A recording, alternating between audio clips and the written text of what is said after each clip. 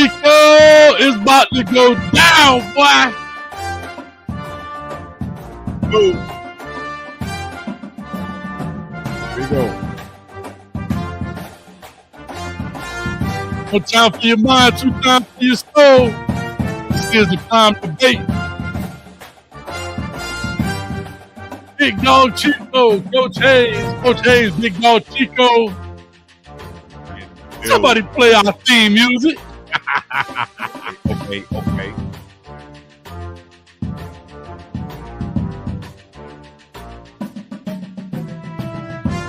Yes, sir. There it is, baby. Uh-oh, that boy got on them blenders.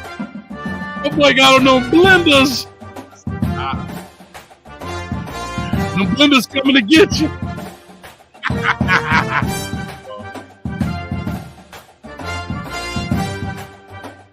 There it is. What's up with you, dog? What's up with you? I don't know. I just your mic out, bro.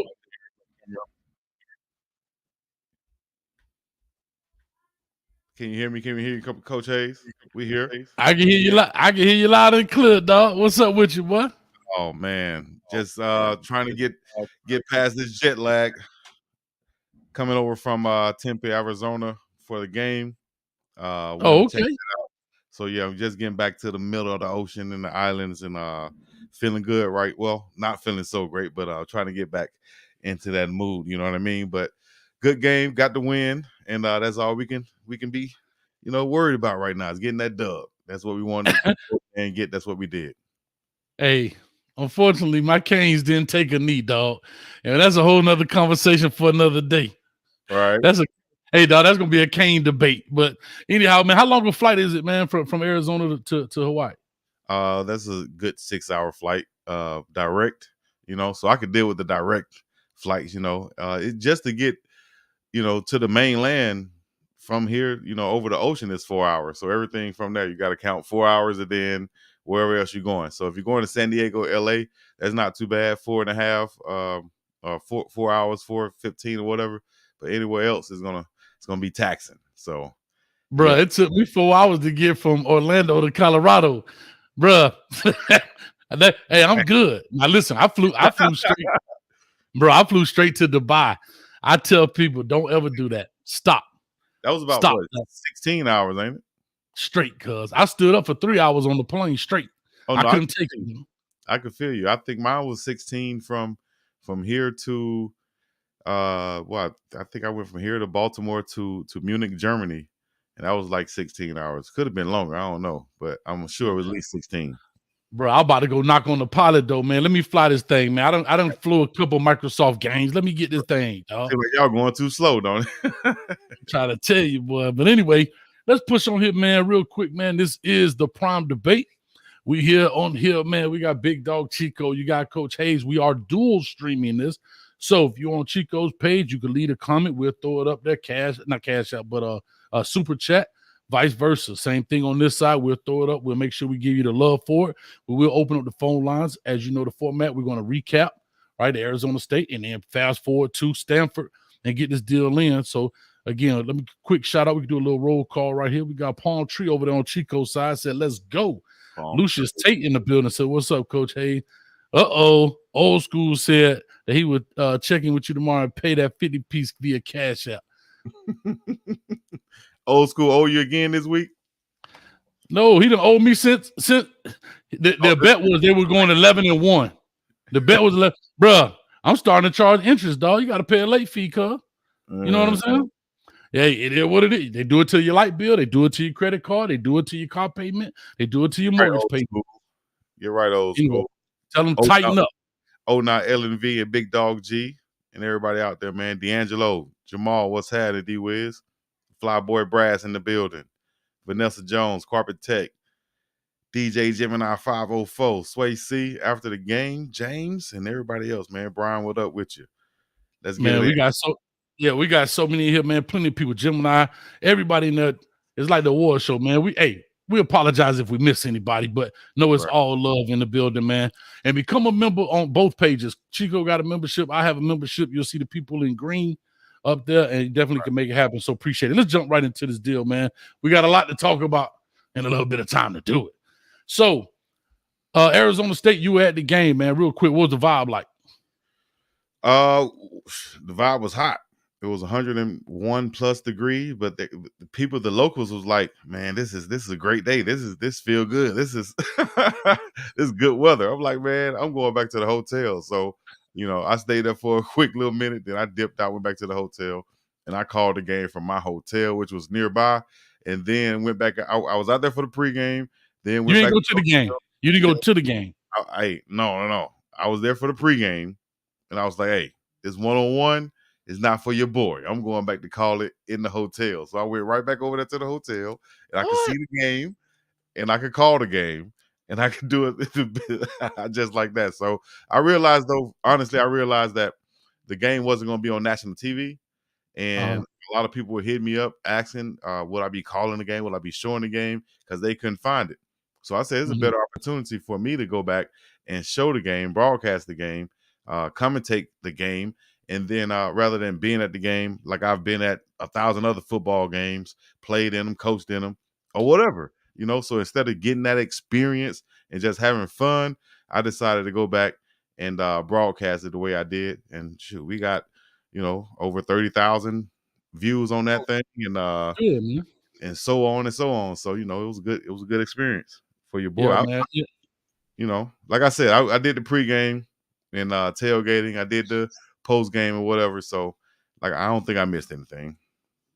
All right, well, that's what it is, man. So let's talk about it. Let's go ahead and kick it off, man. What was your thoughts about the game as we do this thing? And what were your thoughts overall? I guess as you called, I thought you saw it, but as you called the game, what were your thoughts?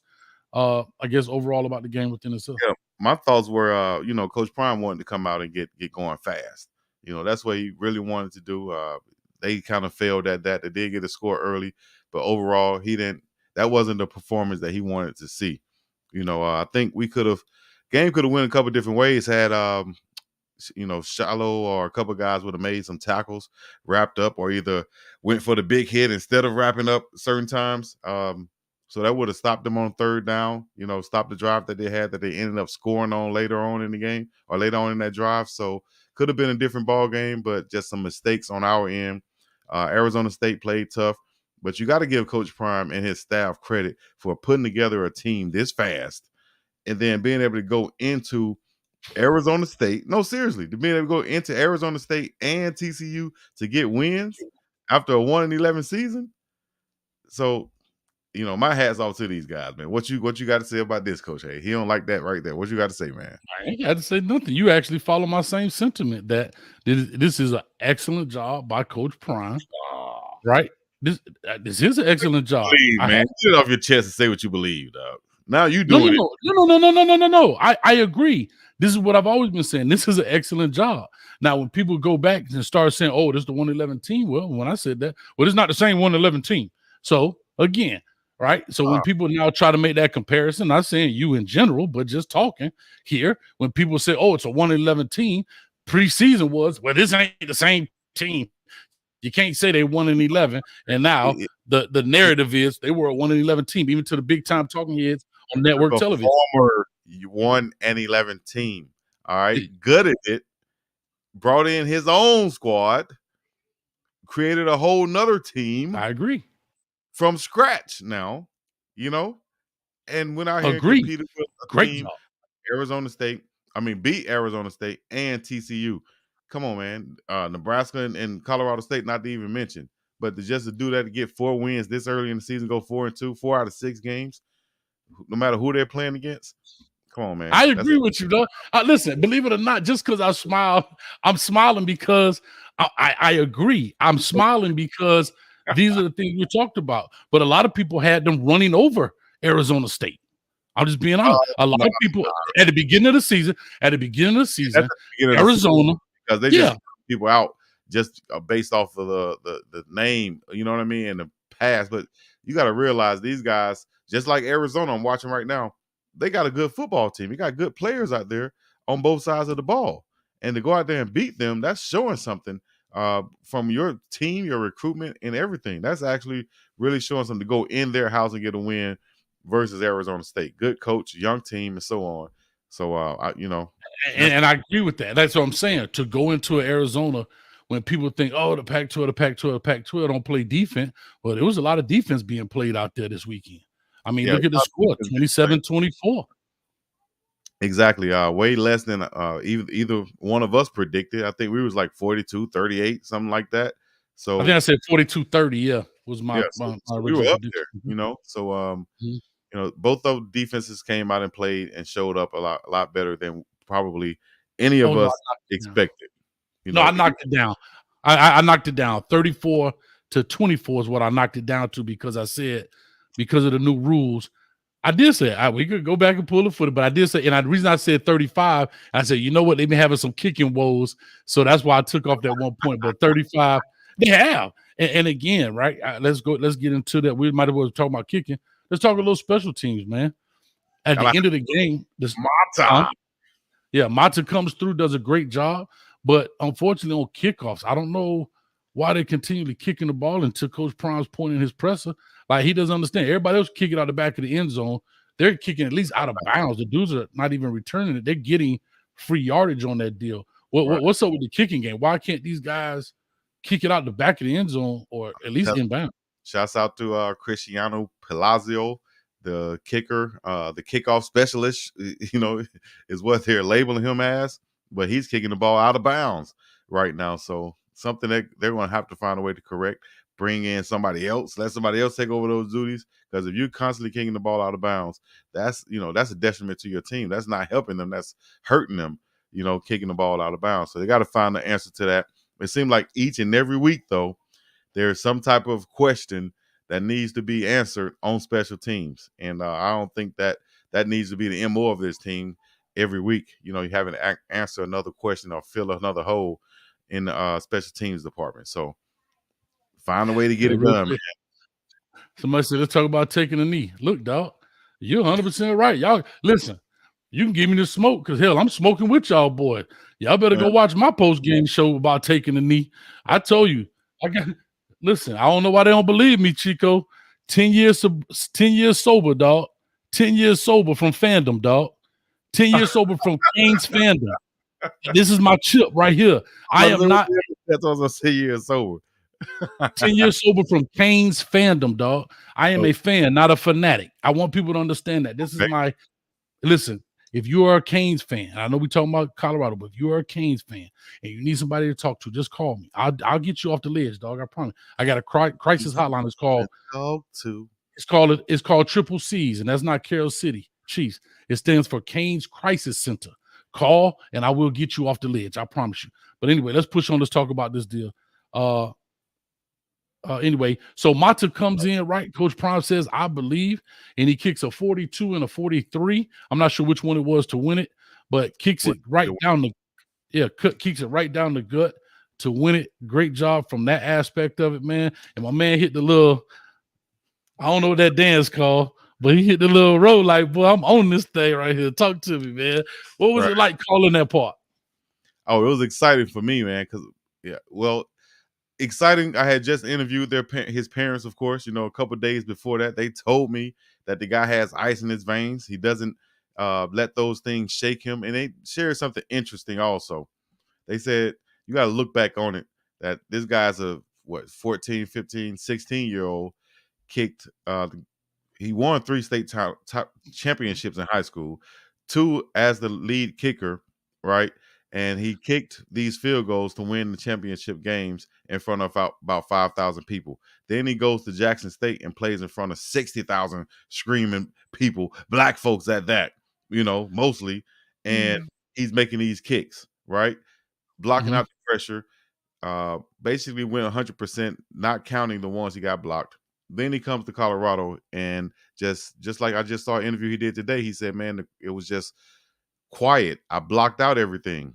I was able to focus in on, my technique and swing through the ball and kick through. It was one of the best kick balls I ever had. Shout out to Mata for being able to just focus in on that and keep that tunnel vision, keep those blinders on, and stay focused and make these kicks. Now he has a nickname called what do he say? Mata don't miss. I don't miss. Mata don't miss, yeah. I asked his parents about that too. I said, is that a lot of pressure to put on yourself, calling yourself don't miss? You know, because as soon as you miss, you know, people are going to be trying to jump on you. And it's almost inevitable that you're going to miss a field goal kick, right? I'm not putting it on him like that. Hopefully he won't miss one. And but the probability, yeah. The probability is there. But to have that confidence to be able to go with that nickname, come in, kick pat balls like that, just staying focused. You know, you got to give it all up to him, man. Until he does miss, he is Mata don't miss right now. Yeah, I love it, man. No Lie TV. I'm gonna change your name. I'm gonna change your lie. I'm gonna change your name to You're Lying TV. Coach got a lot to say about CP coaching, but very little about the U and the BS going on with the program. My man, you must don't be on my channel, dog. I promise you, you don't. You up here just talking. And big shout out to Chef Xavier in the building. LMV, what's up? Which I just want to say this. Ah, come on. Hey, Coach Hayes, do you know the word fan is short for fanatic? Anyway, I'll let you. I'll let you sit on. I'll let you sit on that and ponder. Jesus Christ, you guys are. Anyway, let's push on, man. Let's talk a little bit about the game within itself. Defensively, they come out, they push the ball down on the first drive, they get the 7 points. What did you see defensively happening to Colorado? Uh-oh. Can you hear me? Yeah, I'm just switching. I don't know. All right. So what do you see happening defensively to them kind of in those first drive? Like what was going on and in your opinion, and what needs to either be fixed or what they did well? Defensively for Colorado, they got slashed on. You know, like I said, I think a couple of plays we were in position to make, but just didn't make the tackle, which helped prolong the drive. I think that was mainly on the second one. The first one, though, we just got slashed out, and they just went down the field and did what they wanted to do. It was almost like we were trying to fill out and see what they were going to do, but it was just an obvious slashing by Arizona State. I'm trying to pull it up right here so I can watch it again just to see even more. But from what I witnessed, though, live, you know what I mean, it looked like it was going to be a continuation of the game before and of weeks in the past. But they came out, spread the offense, and just ran those crossing routes. You got Kamani McLean on the first play of the game on a big crossing route. Kamani was inside position, but didn't keep that inside position on him. Kind of like a little rookie mistake. Also in that funky formation that they scored on, right? With the center lined up and the quarterback right behind them. We weren't ready for that, it didn't seem like. And we just basically gave them a gimme by lining up one defensive lineman right in front of the center, nobody else around. Left. Yeah, he was to the left. I go to the right. You go to the right. I go to the left. Yeah. But even if he was head up, the quarterback still got a two-way go one way or another. They should have had another guy probably blitzing the quarterback out in that situation. I bring up my two free guys blitzing the quarterback both ways, right? Quarterback has to audible that and bring that into a regular formation. So they got scored on a little funky type deal. They weren't ready for it, but I'm happy how they came back and bounced back after that drive. And because I thought that was creative, right? It was a first down play. If it doesn't work, you can still go run your regular offense. Yeah. Right. You really had nothing to lose. I don't think personally they were ever going to throw the ball or pitch the ball kind of in the swinging gate deal, if you want to call it that. Yeah. Right. They were going to always keep that as a quarterback sneak because it was first down. So why risk it in that chance? Let's see if I can just punch it in. I thought that was creative by them. Had to be very honest.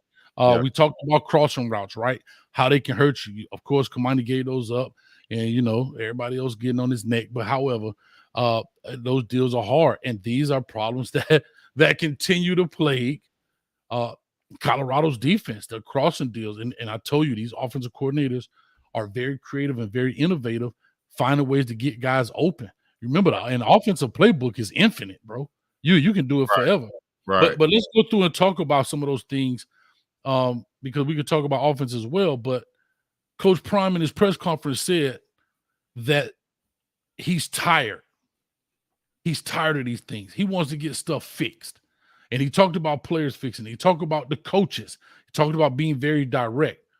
Well, what is it that needs to be fixed? Like what needs to be fixed? Because Well, he keeps bringing up things he need to be. also said too, though, that he's listening to the calls that Coach Kelly and his offensive coordinator is making in the headset. They're calling Mhm. a great game. We got to execute. What does that tell you? The players have to execute what the coaches are calling. I've said this in past prime debates that we've had. You know, he's good with what the coaches are calling. They have to get the right players in the right positions, the right pieces to the puzzle together so that they can fit. I think what they found with Rod Ward and Shiloh working together was an improvement. I think even looking at some of the film, you see Rod Ward, like on that funky play we just got through talking about that they scored on. You kind of saw Rod Ward and Shiloh kind of back there bouncing around, kind of deciding where they go, kind of out of position. I think those two guys should have been the ones blitzing the quarterback while everybody else was playing all the little funky stuff like that. But other than that play that I saw, I think they played a solid game at the safety spot, coming up, making tackles. Even though Shiloh missed a couple, but overall they played well, and I think those two are going to be the two that we see back there in the defensive backfield for the latter part of this season. Yeah, so and there's certain things like I think I did the good, bad, and ugly for Colorado. So you guys more than welcome to go check that out. That's where I do a film review, break it down. And there was one play, I believe that was Bentley, they had out there on number 2 at the slot. In theory, he should have covered that guy. And those things happen, right? It's not a knock. Every coach goes through that deal, right? Yeah. Where you kind of get the mismatch, right? And that's what offensive guys do. Um, and that's part of learning your players. But I want to go back and say, like, bro, well, it's now game 6, right? Haven't had a bye week yet, but it is game 6. How much stirring of the pot needs to be done until you find the right recipe that says like you know what I'm saying? Like I'm just saying to find the right recipe where they gel and get it going. I know it's early, but I'm saying we now halfway through the season, and you say to yourself, okay, I know Colorado's been in some tight games. A lot of them have been 3 or a touchdown less, besides the two that they lost in essence, um, in the Nebraska deal. But as you start getting into conference play, I'm saying now you're starting to work your way deep into conference play. Arizona State, Arizona, Stanford, all these different teams. When does the recipe come together where you can sell it on the shelf? I guess is the right way to say it. Same way you know when you look in the oven and you see it rising, you see it browning a little bit. You know what I mean? You look at it and you check it. When you look on the film and you see these guys producing and doing what you expected them to do, then okay, that's the right combination. We can move on to the next area and find a better. That's what they're doing at each position: defensive back, cornerback, linebackers, whatever. They're looking to find that right combination, and the combinations can be. What I mean by that is, you can have 4 defensive linemen. Let's say you have Austin, Bishop Thomas, Shane Cokes, and Derek McClendon working together, right? Their style of play on paper, you might have them starters, but their style of play on the film say that maybe Jordan Dominic should be where we have Derek McClendon at and work with that group, and McClendon need to go work with this group. It's just a style of play. Maybe their tendencies work better together. Maybe a guy like Levante Bentley might not need to be out there on passing downs. Maybe he need to be out there on run downs or vice versa. Things like that. That's what the stirring of the pot will produce eventually. It's not a timetable on it. So you just got to keep doing it until you look in there and you see it's being productive and it's getting what you want. That thing is browning in the oven, ain't it? All right, so it's getting ready to come out. That's what we're looking Hey, at. yeah. I mean, yeah, you got to look at those things, and of course, we know that some injuries have kind of taken part here in the team. We know Travis Hunter has been out due to his injury versus Colorado State. We know he may or may not come in this game. I know Coach Prime kind of alluded to the fact that he's been cleared, but he wants to make sure, I guess, or get the final word based on his win, based on his physical ability. He's got protective padding and all that kind of stuff on to protect himself a little bit, and so forth. Real quick, somebody left a great segue here question in this. Oh, shoot, Chico, hold on. I'm going to do this. I'm sorry.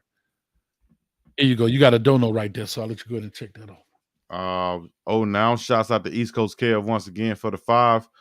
And he said once they give some aggressive animals on that, and once they get some aggressive animals on that O line and D line, we'll see a chip coming to the Buffs. The Bishop Thomas kid is nasty. He a freshman.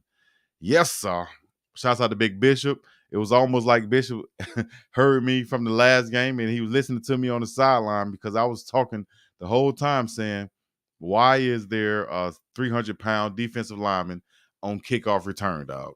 Why is that? I don't know if I ever seen that before other than like injury or something. I So, haven't seen it so like, multiple times. so like that be my question. Like, I get it, right? You kind of like seem to be baffled. Like, we stirring the pot. We trying to get the special teams right, and I got a 300-pound dude on kickoff, and I'm like, bro, like what? Like that ain't part of the recipe, dog. Like that ain't part of the recipe to bake the cake, dog. Unless you're doing something special. You can say that, but then he come down and make a play. So what do you do then? You just leave him in, or you say, "Oh, he's not supposed to be there." What do you do then? All right, because he came down and made the play. My only concern was it wasn't that he couldn't do that, right? It was the fact that what's the thinnest position on the team? Everybody's saying defensive line, right? Defensive tackle to be exact. What position does he play? Defensive tackle. So my thing was with the same problem, right? Run it down there, another play that definitely somebody else can do, where you risking injury, like that. So I'm not saying the young man can't do it. Like the old saying goes, just because you can, don't mean you should. Right, like Chris Rock said, I could drive my feet with my car, don't mean I should. I should, right? I could drive my car with my feet.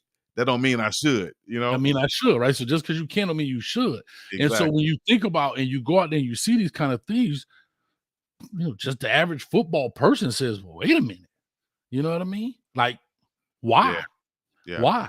Yeah. You just have to question why. Like now, if it's something in particular, maybe onside kick, you want them to be the kind of buster. I get it. That's different.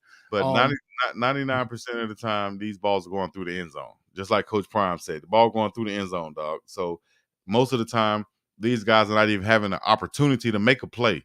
Right. So why run the big dude down there when he need that gas on defensive line to chase a dude down? Like, you know what I mean? If you could, I don't know if they're going through the end zone, not on Colorado, apparently. They're not really. Now, they may be getting kicked out of bounds. You know what I'm saying? But you like this comment right here. He said, Chico, I went back and watched the doc on Bishop. He is a true athlete. Prime really got all athletes. He had 17 receptions at wide. Where is it? For the season in college. Point is this, dog. I'm not doubting what Bishop Thomas is.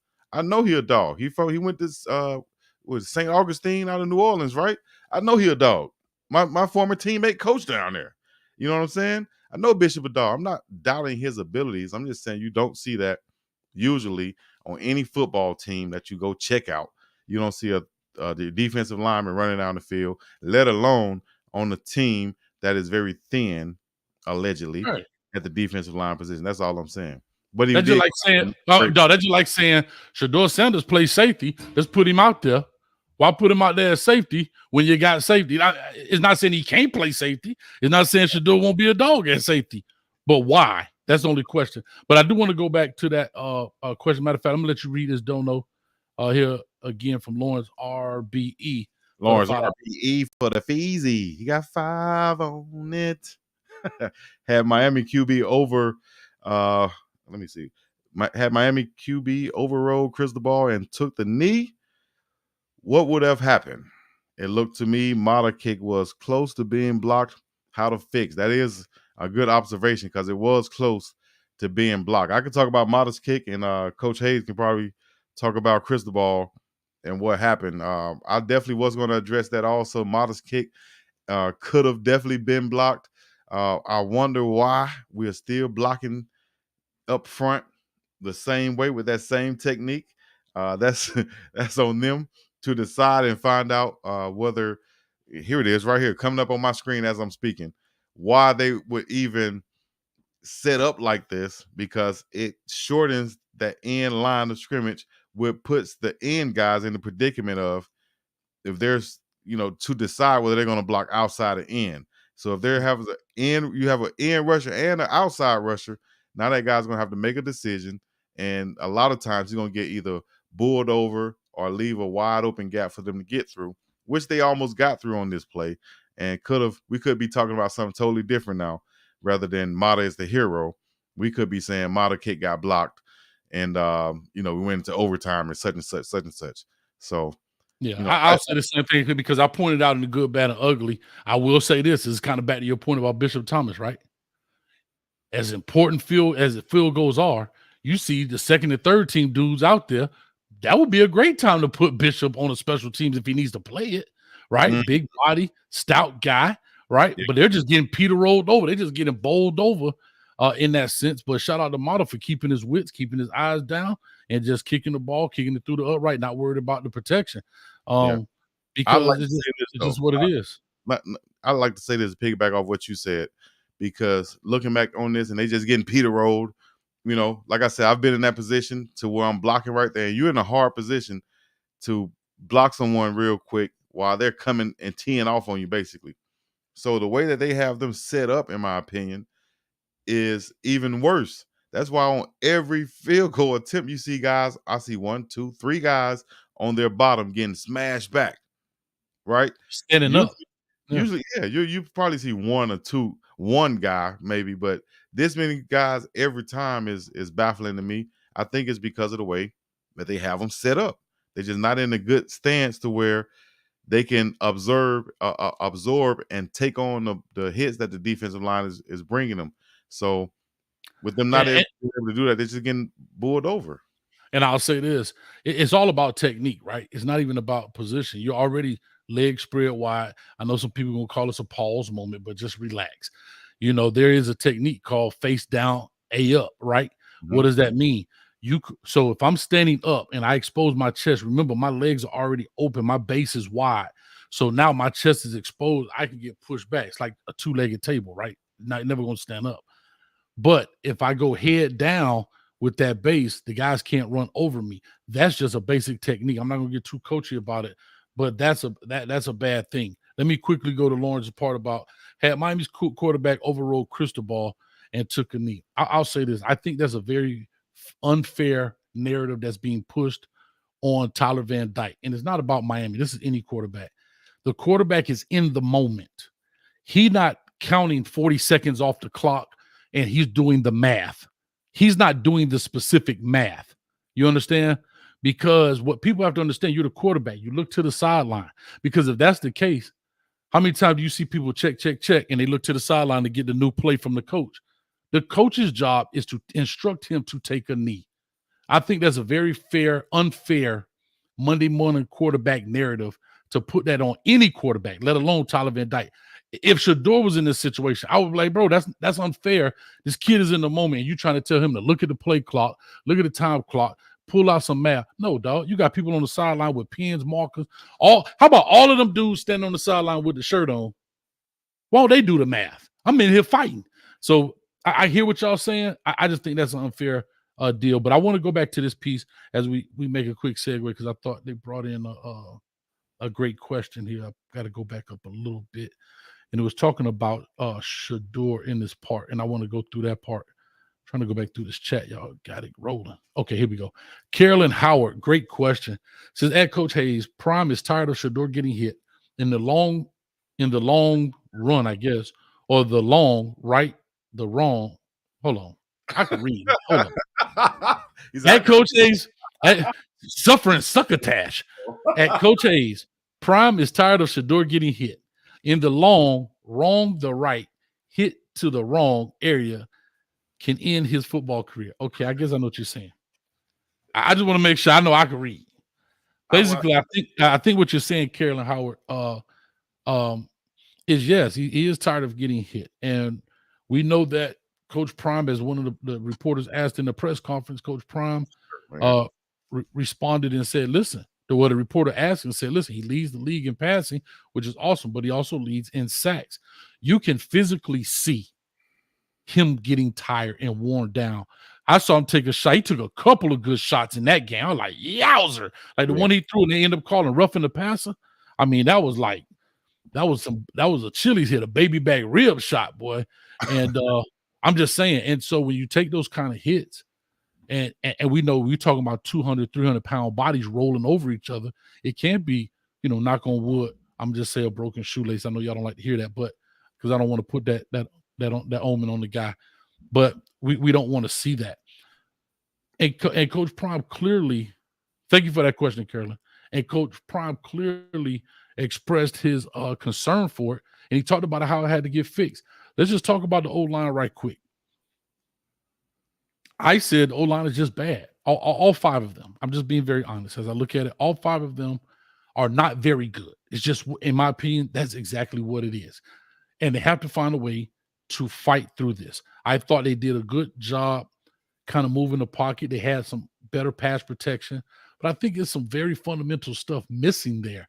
Like one time they kept Mikey in, and then the tackle, Mikey's the tight end. He's here. The tackle went around him, and the dude came right back in and sacked Shador. Like they're not working in tandem. And so it just seems like a lot of confusion. What's your thoughts on that? Well, that goes back to what I said. I think it's because of getting the right combination to work together in tandem. It's kind of like when you have a good player in basketball, but you don't start him because he doesn't work well with the first unit. So you bring him off the bench as a six man, and that's when he shines. That's when he does his best. You know what I mean? It's kind of like that. So the five that they have out there now, and the sacks that they've been able to give up as a unit, I think calls for them to look at different combinations somehow, some way, unless they're saying we don't have that. We don't have anybody back there, dog. I'm looking at the field goal unit. You got number 50. Those are the backups, and they getting Peter roll. Yeah, I'm with you. But yeah. the one guard, Jack Wiltie, he started in the spring, and I think he started the spring the golden white game or golden black game. I'm sorry. I think he started that game too in the fall. I didn't see what he did so terrible to where he was just taken out. We haven't seen him anymore now. We haven't seen him since then. So I don't know what that is. You haven't seen a backup by the name of Kareem Harden, number 77. We haven't seen a couple of other guys too, but maybe they're saying that these guys are just not ready yet, whether it's in the playbook or whatever. But they're not seeing the field. We're seeing the same guys.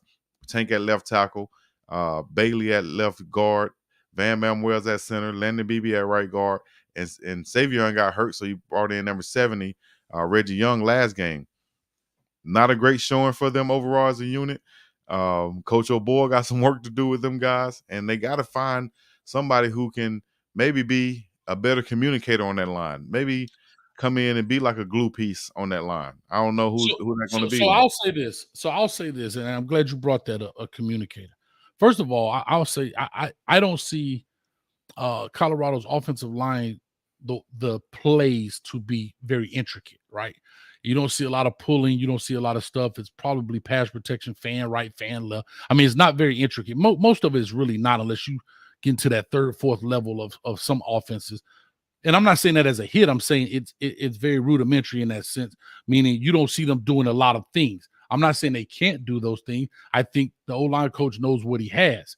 So when we say learning the playbook, I don't know, because if I'm a guy that can back them up and I'm not getting in there, and that seems to be the consistent question, is we're asking a lot of whys of why people are not getting opportunities when maybe the people in front of them are not having great showings. And that kind of leads me into a Cavassier Smoke question, right? Prime comes out today, says he's a dog, right? I look at him at Kentucky. The dude had 101 carries. He's a 6-year senior, right? Got super experience, played at the SEC Kentucky. He literally has 2 carries for -2 yards. He has more tackles than he has carries. I'm bringing that up to say, if he's a dog, he's a guy of size. I'm not saying he ain't Derrick Henry. I seem like we're back to another question out of another position saying, well, why is he not playing? And he showed body of work that he can play, and Prime stamped him as a dog. Yeah, I mean, at running back though, running back might be one of those positions where you can have some dogs back there, as Coach Prime say, but then they don't actually get the look. They don't even get a chance to get on the field at the running back position and get a ball. because you know, as we see in the NFL or even in college, you use one or two running backs mostly. You rarely go three or four deep. And right now, he's like might be like three deep on that list because you got to give Dylan Edwards the ball. And right now, Hankerson is starting. He's putting up numbers, averaging I think about 4.6 yards right now. So you got to find a way, but he's same thing with Alton McCaskill, same thing with Savion Wilkerson. Just like Coach Prime said, we got a bunch of dogs back there, the most competitive position on the field for us on our team. We just got to find a way to get them the ball and spread it out a lot more. But usually that doesn't happen. Usually running backs get, like you said before, those carries in bunches, 8 to 10, 15 carries. That's a good little list or carries for one game for a running back, right? How many times are they running the ball per game? So you don't have a lot of carries to go around, So eventually we might see him. We might see him certain games or moving on past down in the season. But right now, Coach Flea is working with them. He's making that call, and look like Hankerson and Dylan Edwards are the main guys right now. Coach Prime said we should see more of Alton McCaskill coming up. We shall see. I think Smoke is kind of just buried in that depth chart right now. And I guess my question back to the why, part of it is protection, right? Dylan Edwards is what he is. Like this is no knock, but we're talking physics here, right? We're talking, right? That don't mean you're not a dog, but we're saying I'm saying. Mm-hmm. So you think that's an opportunity for a guy like Smoke to get in the pass protection situations? I because as much as they pass the ball and you put him in, you still can sprinkle in a run here or there. What I'm saying is there are packages and things that you can do because it's not like he a big slow nobody. I'm gonna say he didn't say that. No. What I'm saying it's not like he's a big slow nobody. So you put him in there like he's a 6'0" lineman, but he's a bigger body that can create a good block. And he also has so much more experience. He played it ain't like he sat on the bench at Kentucky for 5 years. He played, so he has a gang of experience at that level. And then real quick, as I said, I want to kind of talk about protection. And I know this is going to sound crazy, but I always believe, I'm not being serious. I always believe that the quarterback has to build his body armor, which is the O-line. Meaning, I don't care if two goes up there and say 70, you got 52, you got this dude, you got that dude. Yeah, I like that too. Yeah, I don't care what it is, but that's something I don't see Shedeur doing. I'm not saying he's not doing, I can't hear him, but usually you see when guys are checking protection and saying, look, like when they walk two guys up, am I clearly giving it to the center to make that call? Is the guard or the tackle echoing that back down across? Hey, we fanning left, Louis, Roger, whatever. But at the end of the day, quarterbacks must build their body armor because you're no good if you're on the ground. And I know he's cerebral enough to do it. Now that I know about number two. Yeah. What's your thoughts on that? And then we'll push on. I think so too, but I think in certain situations, a lot of times the offensive coordinator is calling these RPO situations to where it's not even a check for him. So it could be one guy coming loose, and that's the guy that they're reading. It's not like the traditional ways where Peyton Manning would go to the line and change it like that. I think that's because of the play call and the type of system that it is. It's not a system where you go up and check like that in certain cases because you're making a read from the RPO where it can be a run or it can be a pass, and Shedeur's reading that after the snap. So, yeah, like I said, it's just to me at some point because Shedeur is smart enough. He sees the pre-snap. He knows he's going to hand this off or not. Now, that's not always if the guy's crashing down, he pulls it, but he doesn't run a lot of those. He doesn't run a lot of QB zone reads. So it may be a play action deal. He doesn't run a ton of them. What does he have? Maybe 6 of them on his resume this year, I'm saying, in that sense. So my biggest thing is if I know I'm going to make this pass, like I saw one, and they're still getting to him back that we talked about last week. They're still getting to him with 4 or 3, and you're keeping 6 in. But I think that's because of the way that they're presenting it, the way that they're window dressing it, the way that they're showing at the line 6 or 7 coming and not bringing that many. And that confuses those, for one, the plug-in tackle, the backup tackle, and the other offensive tackle, Big Tank.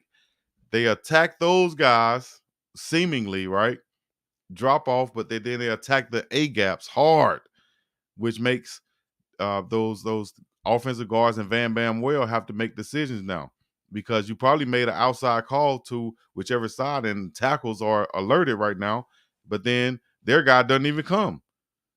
So now you have to make adjustments, and that's what the defense has been doing, making this offensive line make those adjustments at the snap, just like that, and they're coming. You know, what they did do, Colorado did do, was get Dylan Edwards out fast rather than trying to make him pick up those blocks. They said if you swing out fast, Shador can drop back and get that ball to you out there in the flats while either taking the hit or before the hit even comes. You know, he can get that ball Yeah, I to you. got We get it to you while they're blitzing. We could pick up a first down just like they did. Got you. Real quick, I'll say this.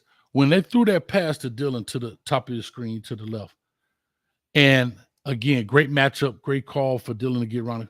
But I thought he was going to turn the corner, which he did.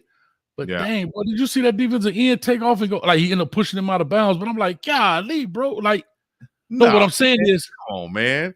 So Dylan, first of all, Dylan made a great decision to get out there and he not pick did up it. He the did. gap block, right? He showed great speed. Shador had to get the ball in a position where Dylan can catch, turn, and run to get up the field, which he did. Dylan showed You're right. speed to get out there and do it. The He guy did. had an angle. He should have made that play and pushed him out of bounds. You know, that was a great job by him. That's all I was saying, dog. I don't know You what you said it did like right. he made a Superman play, dog. Come on, dog. He did. He's a defensive end. And what I'm trying to say is he was moving a lot faster than I thought because Dylan is so fast. That's what I was. We literally said the same thing, but because y'all think I'm saying something negative about Dylan, I'm not. I was. It didn't. You interpreted it that way. I was saying I was shocked that the defensive end was in a 3-point stance and Dylan had the thing. I was just shocked. I thought he was going to turn the corner and the dude at the last second ended up pushing him because I thought it was touchdown. That's what I was saying. But you also quick to be like, but no, we literally said the same exact thing, dog. We literally, the guy just made a good play. I don't know what. Like, Well, golly, I think Shador made a great pass. I think he Dylan made did. a decision to get out there. I think He he made did. a great catch and turned up the field and pick up the first down. Good job. And he did that. He did an excellent job. I don't even know what we debating here. We literally saying the same thing. Maybe it's my tone. Maybe it's my demeanor. Maybe it's your tone, Coach Hayes. God dang, boy. Y'all cats, boy. Y'all cats. Ralph Tresvant out here. Sensitivity, boy. My goodness. I was just saying that with Dylan has so much speed. For number 2, I said, boom, great matchup. He got him. I thought Dylan was going to the house, and the dude at the last second, I was like, dang, that was a good play. And you know, he ended up saving the touchdown. But anyhow, let's do this because we got to push on to Stanford here as we talk about this. I'm asking the questions. Big LT. Big LT. Oh, now Big LT. Y'all hear Coach Hayes over here, y'all? L&V, y'all hear Coach Hayes? Oh, shoot, I lost my donut. Hold on. I got to give my donut a love. Hold on. I got to get Hurricane Donovan. Oh, we got quite a few donuts up here. Oh, where they come from so fast? All right, here we go. Chico, that's you. Oh, I didn't even see that one. East Coast Kev for the Feezy once again. It's funny because Arizona actually turned Coach Prime down. What? Then they went on social media praising Prime. Funny little world, isn't it? Yeah. How you turn Coach Prime down? Bo Peterson, appreciate it. 499 says, don't you think there were worse offensive lines than the Buffs with less sacks? It's all on the O line. What about play call and time in the pocket? I have to be honest, I don't watch every football game, so potentially there probably are some worse O lines than what we see right now that's happening. I don't watch every game, but regardless of the fact, I mean it's 31 sacks. That's the only way I know how to answer that because to your point, there may be some with less sacks, but it may be some that got pretty decent O lines with, not far behind. And then this for you as well. East Coast Kev, I'd hate to be the bad guy. Actually, I love it. But Alton McCaskill should be starting over Dylan Edwards. I'm sensing some favoritism. I'm not going to say anything about no favoritism, but the man coming off the injury, And one thing I know about Coach Prime since Jackson State and dealing with Travis Hunter even, he's not going to rush anybody back from injury, dog. That's one thing I can say he's been consistent about, not rushing guys back from injury, not playing them too fast. You see Travis Hunter, it's been 3 weeks. All right, right? They say he's supposed to be back in 3 weeks. He's still not fully saying whether he's going to play or not. He says it's a tremendous chance based off his wind and everything else. Like you said earlier, we'll see. I think it's an opportunity for him to play conference games, Stanford, and you got a bye week next week. Put him out there, let him go as much as he feel like it. Let him determine that, but still kind of monitor it and go from there. Denisha said Chico be so defensive sometimes. Who said that? You be so defensive sometimes. Coach, I feel you. That defensive end was fast as hell. Chico be all defensive. No, I missed it. You got to go back. You got to slide back up. Oh, Denise. I see Denise. Chico be so defensive time. Coach, I feel you. The DN was fast. I agree with you. I don't know. I felt attacked. I just felt attacked. Chico, Chico, I'm using my words, and I didn't like it. And I feel like you was trying to say that Dylan wasn't as fast as you thought because of defensive end carry play. I was actually saying that dude was faster than I thought. The defensive end was moving faster. I wasn't saying, but see, you the guy to be like, well, the glass half empty. I know I was trying to say that. It shocked me that he came out of the 3-point stance and made that play. And I just thought it was a great play call to get it. And I thought Dylan would have skated by. That's all. No biggie, man.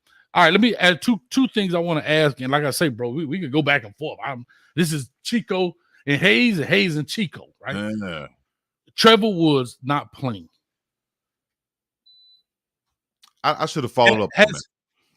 What has he done to lose his job? Or I'm just asking because apparently I guess he lost his job, I would assume. Did he play at all that game? I don't think he played. I think he was on the sideline in a boot, actually. So I don't know. So he's hurt. Yeah, it could have been an injury. Oh, well, if he's hurt, then that's different. Whatever. Yeah. But also I do think Rod Ward played with him last game with Shiloh being out. Rod Ward played up to a level to where you would need him on the field, right? I think he graded out higher than what Trevor Woods graded out previous games. Then Trevor Woods has an injury of some sort, and then Shiloh is coming back at the same time. So now Woods is out, and now Rod Ward and Shiloh are playing together.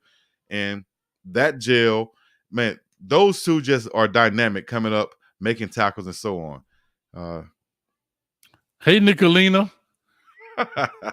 Look, you like the highlights of junk like that, though, the Nicolina. No, I don't know. No, because me and Nicolina kind of go back. She saw me at Colorado, so I saw the name. Yeah. She said I was talking to an old lady on the bench. Hey, Nicolina. Anyway, no, but if she coming off your side, holler at you in Colorado. I see you, Coach Hayes. Coach Hayes. Oh, Bugatti. What's his name? Guess what? I'm just gonna tell you like this. Coach Hayes is a player from the Himalaya. Yeah. Well, I was in the Rockies, I guess. I'm just talking to you. Anyway, having fun, man. I appreciate y'all, man. Come on, man. I just saw the name, to be honest. I should have read the comment, being very honest. I brought the name up. Okay, so here we go. Trevor Woods. So if he's hurt, then that's different. And then we talked about Kavase so far. I do want to ask you about the Scatterboo, the running back from from Arizona State, the cheap hit, the cheap shot, rather, he took on 44. Who was 44? I forgot his name. On Jordan defense. Dominic? I didn't see that play, though. Everybody's talking about that. How did I not see that play? So what happened, as I saw it, the game appeared to be over. It was the last play, and he was walking to the sideline, and I guess the ball came out, and 44 scooped it up, and he just turned around and blasted dude. But I can't hear. I didn't hear a whistle or anything. I'm not saying it wasn't a whistle, but it wasn't on the television, and it was a cheap shot. Coach Prime said that he and the coach spoke. Everything's good. Blah blah blah. Right. And so forth and so on. But if you didn't see it, it's a non-issue. I just brought it up. I had to check it out. Yeah, that's for you, bro. Go for it. I see a comment in Selma right now. We were just talking about how proud we are of you, cuz. Now, cuz BJ, what's happening? Lawrence RBE for the 5 once again said, let me clarify. I wasn't blaming the QB for Miami. I'm asking, had he overrode the coach, would there have been any repercussions for the QB? Is it treason? That's on you. I say this, bro. I can't answer for Coach Cristobal on what he does, but I used to tell my players this. Sometimes a player got to make a player's move. Is what they call a be right play. Long as you right, I'm all right. If you wrong, I'm gonna be in your behind. That's all. So that's it. That's it.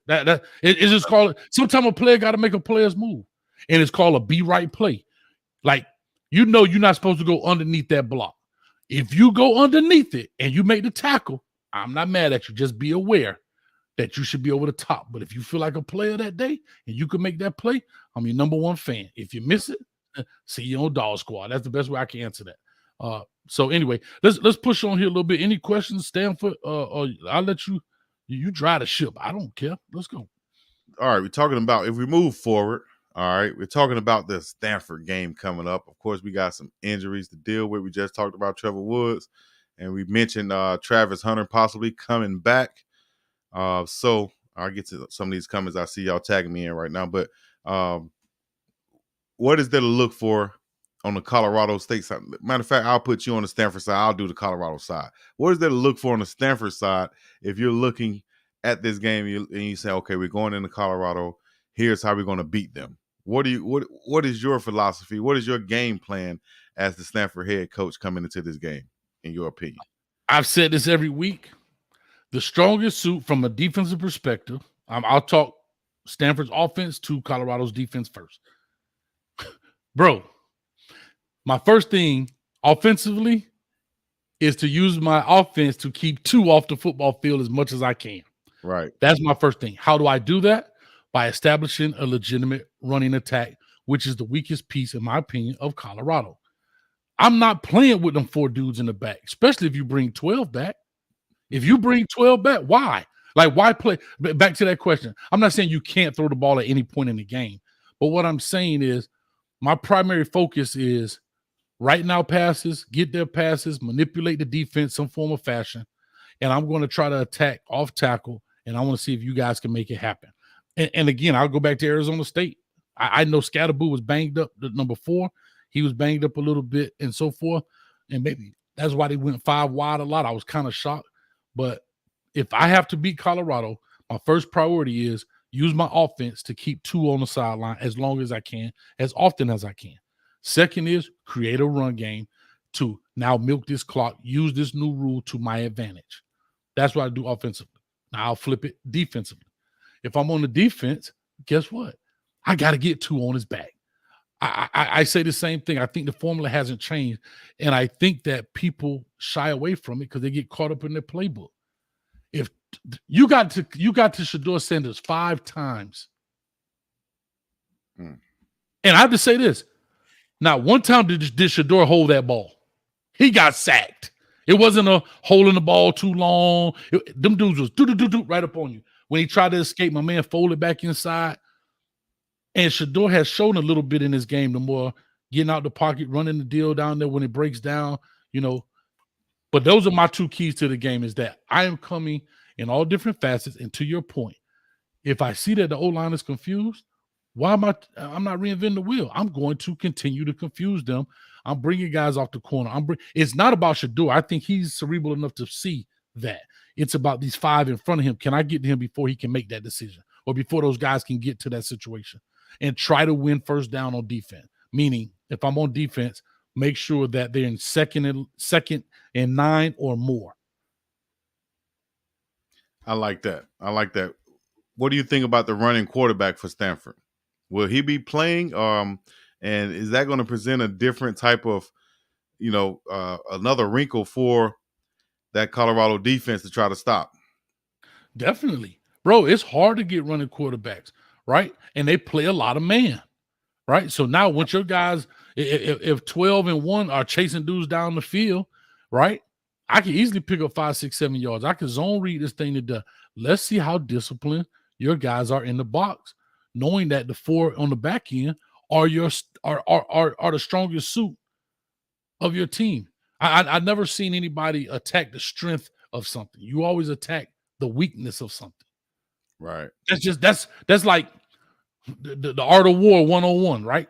Like, I'm not finna go into the you don't crack a safe by going to the strongest part. You go to the weakest part. But anyway. Right.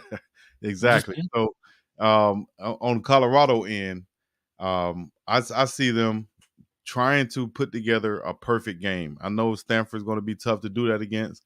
They're going to always have a big, strong, tough offensive line that can move and that can road grade. At least more than anything, they're going to be able to do that. So we're going to have to be on our A game. And once again, every week it seems like it's been the same thing. You got to find a way to stop the run using the front seven, not so much the back end guys, because we've seen them leading the team in tackles each and every game, it seems like. So if they can get some turnovers, all right, we're gonna have to really, really tackle well, because the running back, I think number 26, is like a pinball. He break tackles. He wearing that 26 like Saquon Barkley out there. He running like Saquon. So they're gonna have to wrap up and bring the guys to the ground. They're gonna have to find a way to get turnovers when they do pass the ball, and just get off the field, create those 3 and outs to get Shador on the field, because they want to keep that defense on the field as long as possible. Like you said, find a way to get 3 and outs. One of the best turnover defenses in the country, really, but definitely in the Pac-12. So they can force this Stanford offense to turn over the ball, whether it's on special teams or offense. That's going to be something that is going to be key for this game. Playing at home at nighttime under the lights in Folsom Field, going to be a crazy atmosphere, but it's like a 10 o'clock game or something like that, right? Yeah, 10:30. I think it's a real late game on late, our side. Yeah, for East Coast, definitely for East Coast. So it's gonna be one of those games, probably like Colorado State, where you stay up late again, unless we're able to to blow these guys out and have people go to bed early. So we'll see how that plays out. Travis Hunter will be a difference maker, I think, just by him being on the field, man. If they're trying to want to pass the ball, whether it's play action or something, and they end up trying his side, it could be a pick just like that. And those are the turnovers that he can create on the field. And that also frees up that backside cornerback, whether it's Cooper, Kamani, or whoever it is, to be able to play freely also. Yeah, I agree, man. Real quick, you got your dono to make a Discord server, Chico. I need to. I had one set up. If y'all want to join the Discord server and type in NAFULOO, you can reach me there. But then that's Nafulu, NAFULOO. Y'all can type that in on Discord, find me there, and then I'll eventually make a Big Dog Chico one, to where we can contact and connect and engage via Discord on there. I'll tell people I'm an equal opportunity hater here. Coach, you should have throwing them crossing routes to your game plan. We haven't stopped it yet. See, I like to listen to my coaches, unlike my man Mario Cristobal. You're 100% right, Coach. Thank you, Coach Gerald D. Right? You was laughing, thought I was going to say something about Colorado, and I wasn't. Right there. Yes, you're 100% right. I forgot about the crossing routes. You haven't stopped it yet. And to your point, thank you, Gerald D. Make them cover it. Make them cover it. And right here, why didn't the LB51 play in the Arizona State game? Oh, that's yours anyway, but go ahead. I read it. Shoot, we can't call that for real, other than just Coach Hart decision. He went with Bentley, haven't seen any real. Yeah, boy, these Colorado fans been on Bentley neck. Yeah. I mean, they've been on his neck. There's some things, of course, and I think that goes back to situational football. Each player, especially on defense, are better in certain situations than the others, especially at these linebacker positions. You see Jude Mitchell, you got Levante Bentley, Demore Kennedy, all pretty much playing the same position. We've seen Mitchell come in, not even play the first game, but then leading the team in tackles after like a couple games playing, right? So you say, but then in some instances, you see him get pushed off the ball, get out of position, like in the Oregon game. So then do you go back with Bentley? I think you got to use them as a tandem. Bentley, for blitzing, Juwan Mitchell for more of just run stopping. Even Demore Kennedy probably in pass situation. I think you got to use them more as a tandem rather than just one playing, 90% of the snaps. I think that's where you'll get better production from those linebackers. That's my opinion. I'll say this. Maybe there's a thing that's happening that we know happens, but I don't think we're really acknowledging it, right? Which is what? Coach Prom is a disciplinarian, and he likes it his way. And and that's nothing wrong with that whatsoever. Maybe this guy broke a rule. Maybe he was late to a meeting. That's what I'm Maybe saying. it was right. So what I'm saying is, because as fans, we're not saying, "Oh, he's not playing." We're not thinking. We're like, "Man, we got Bentley out there, man." Well, guess what? I'm only making an assumption here. I'm just saying that because you know the kind of coach that Prime is, if you don't follow the rules, he sat his own son down. You don't think he might sit these guys? That may be a possibility. I'm talking to the fan, not you, but to the fans to say maybe that's why we didn't see him. I don't know. See, a lot of stuff happens, guys, in those facilities that we're not privy to. We don't get we don't, we're not that close to, man. And Right. so a lot of it is speculation. Real quick, you got your member, man, Smiley the Beast. Smiley the Beast. Oh, now Smiley the Beast. I always say you became a YouTube member, but Smiley been on this thing. She been beasting for the longest. So, oh, now Smiley, what's happening with you? Hit the Okay, like look, button like she said. Carolyn Howard said, I heard something happened at the hotel. Well, see, there it is. So See, I don't know. it could be like that, man. This could be, I don't want to speculate, you know what I mean, and say it could have been some disciplinary because it probably wasn't. Could have just been, like I said, performance or personnel issues. But if it was something that could have happened at the hotel, man, that could be anything. That could be something happening at dinner. That could be disrespect to a coach, to another player. Could have got into it. Anything could happen. I got up late for breakfast. Breakfast was at 7:05. I came down at 7:10. Coach ain't playing that on game day. You know what I'm Right. saying? Little things like that, dog, can hold you from playing in the ball game in college, especially. And I always tell this story. My freshman year, offensive line coach, I'm with the tight ends. Tight ends with the offensive line. We're out there early, going through meetings, coach talking. For some reason, I'm back there smiling, showing all 32s. I'm back there like this. And coach, what the hell are you back there smiling for, son? I'll send your ass back to Selma. He was a Italian coach, kind of like Coach Sal. I'll send your smiling ass back to Selma. That smile went like, damn. Right. But point was, man, you can't be back there BSing, playing around. These coaches not playing. And they'll send you home, cut you, or get rid of you, or not have you playing for as small of a reason as of smiling in the background when they don't want to see you smiling, dog. So, And again, right, this may have been the deal with Coach Prime, him coming in. I don't know why he got, and the crazy thing about it, this was the team he got kicked off of, right? It would have been a great showing for him. Am I right? Am I right yeah, or wrong about exactly. So Was it again, Arizona State? Arizona State, yeah. So what I'm saying is now he doesn't get opportunity to kind of go against it. Why he got kicked off the team, I don't know, nor do I care. But we kind of talked about that before. Sometimes the past rears its head and shows itself. And I told you, if I ever write a book, I already got the title of it. It's called The Devil Works on Game Day.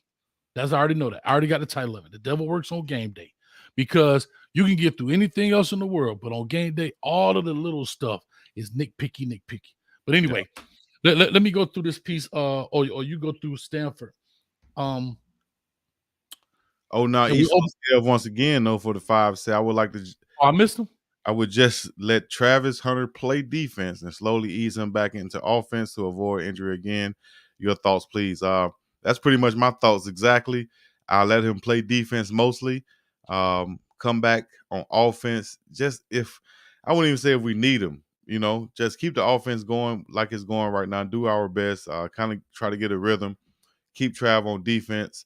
Don't let him take any real shots, but let his presence be felt on defense as far as y'all better not throw to this side or it's a high possibility that it's going to be so good on taking angles and stopping touchdown runs as we see him do the first couple games. So just his presence out there is going to be big, I think, for the defense more than the offense. DJ DG. Coach probably held him back to prevent him from getting in trouble in the game to affect him the rest of the season. No. I don't think he's going to – I don't think any coach would hold to me, that's like the Minority Report, dog. I can see you getting in trouble before you get in trouble. So I'm going, no. I appreciate it. I can appreciate the comment, but likely impossible here, man. And let me see. Go ahead, man. D time 499. Shador can't take another beating like that again. How do you protect him to prevent injury? You go back and look at the film, find all the plays that we got the ball off fast as possible, quick as possible, and you replicate those. You find the plays that he got hit on. You find out why. You go over that with your offensive line.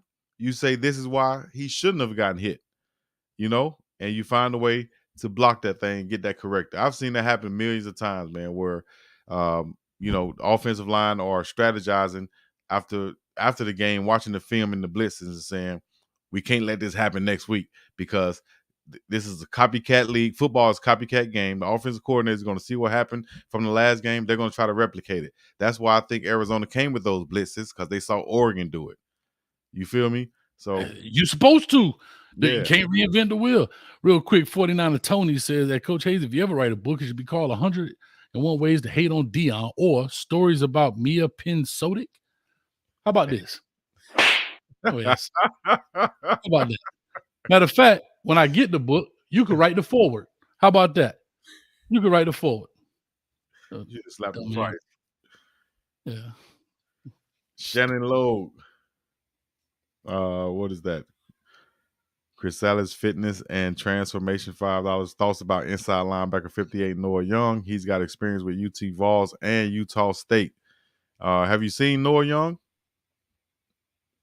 Okay, Noah Young came over. Shouts out to him, all of my Panamanians out there. He's originally from Panama. Played at Tennessee.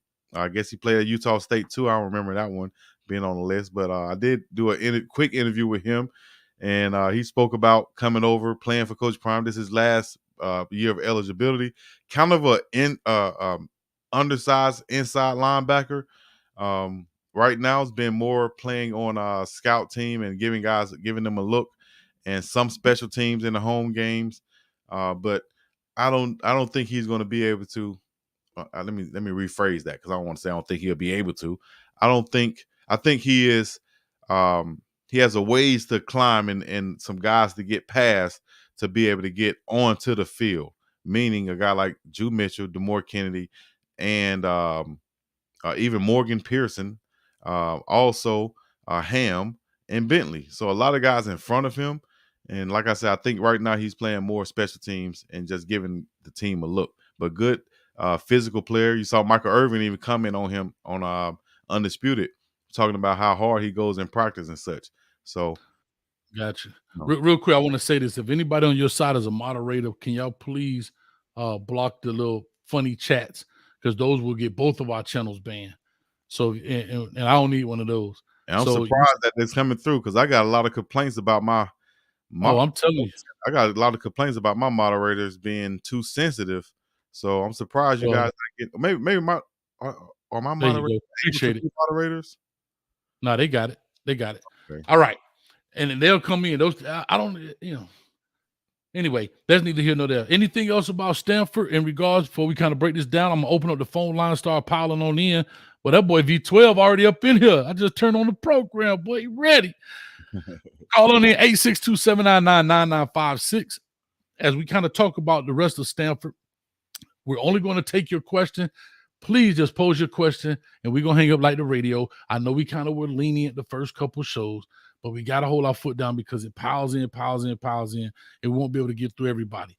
So we already hour 15 into the show. We got 7:49 on this side, so I appreciate it. But let's talk about Brian. Come on, man. Brian, I can't put it on the screen. Leave those three letters alone, because it will get us messed up, man. YouTube, bro, do you know YouTube sent me a thing because I talked about something wasn't even crazy, and they sent me a whole thing, dog. They were about to ban my show. I had to explain to them what I was talking about.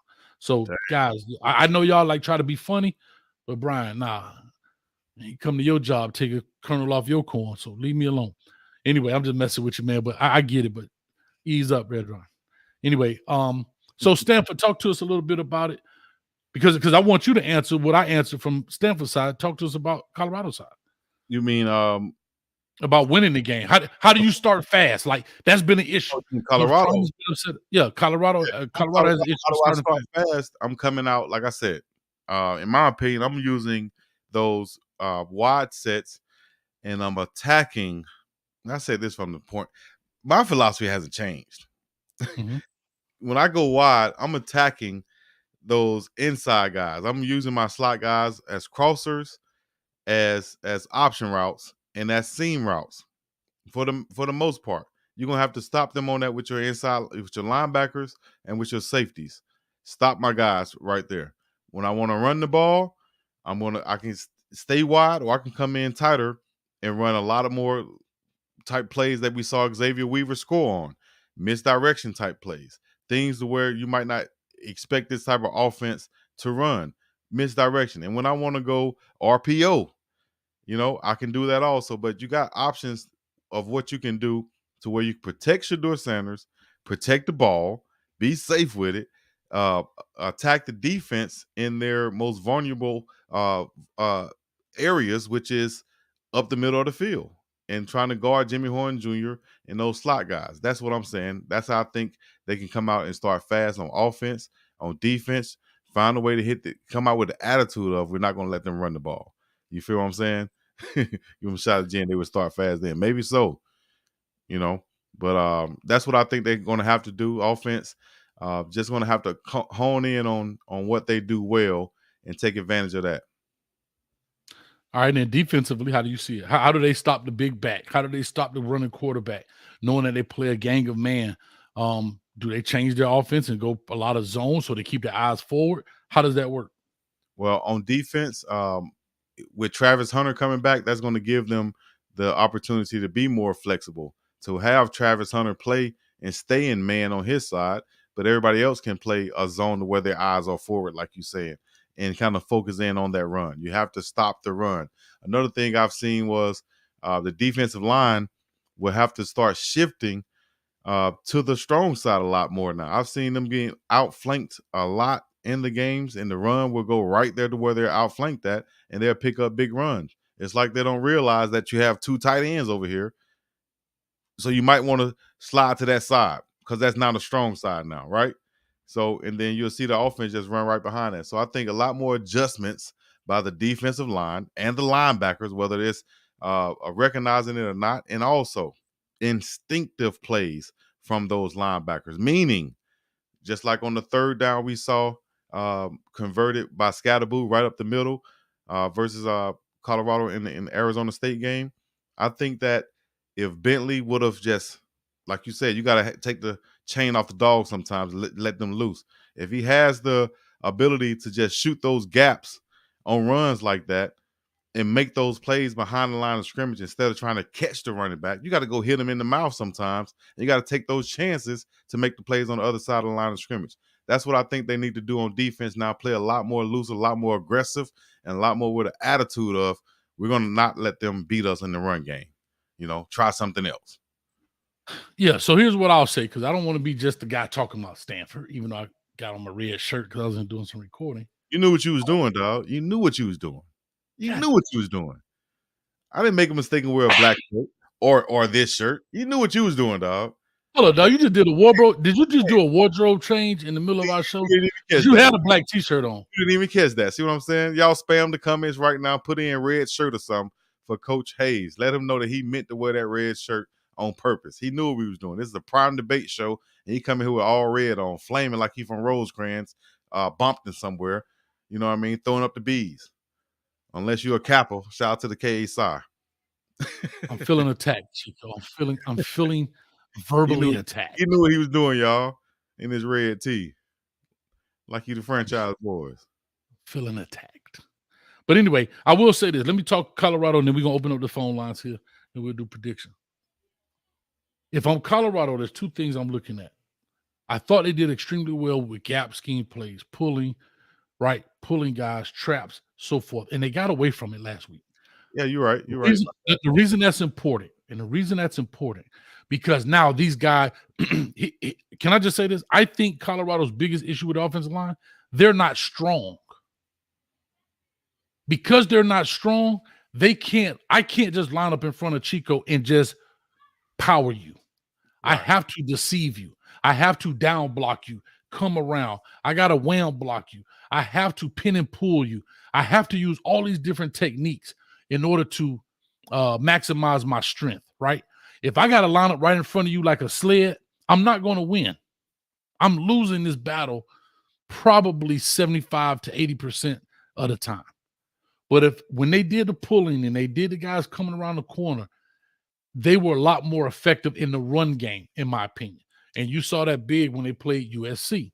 Okay, some reason I may be wrong, but I think they kind of got away from it against the Sun Devils. That's one thing. Second thing, when it comes to the passing, and again, these are not all the time deals, but I'm talking about, and I brought this up before. If two is standing up, I keep saying this, I can have more blockers and take 3 in the passing route. Because the dude is so surgical with it, Jake. When he threw that pass where my man got hit in the back, number 9, and he spit the ball out, bro, the pass itself was surgical, dog. On point. Like, hey, on point like Stacey Adams. So he is the guy that can deliver the ball, but you have to protect him.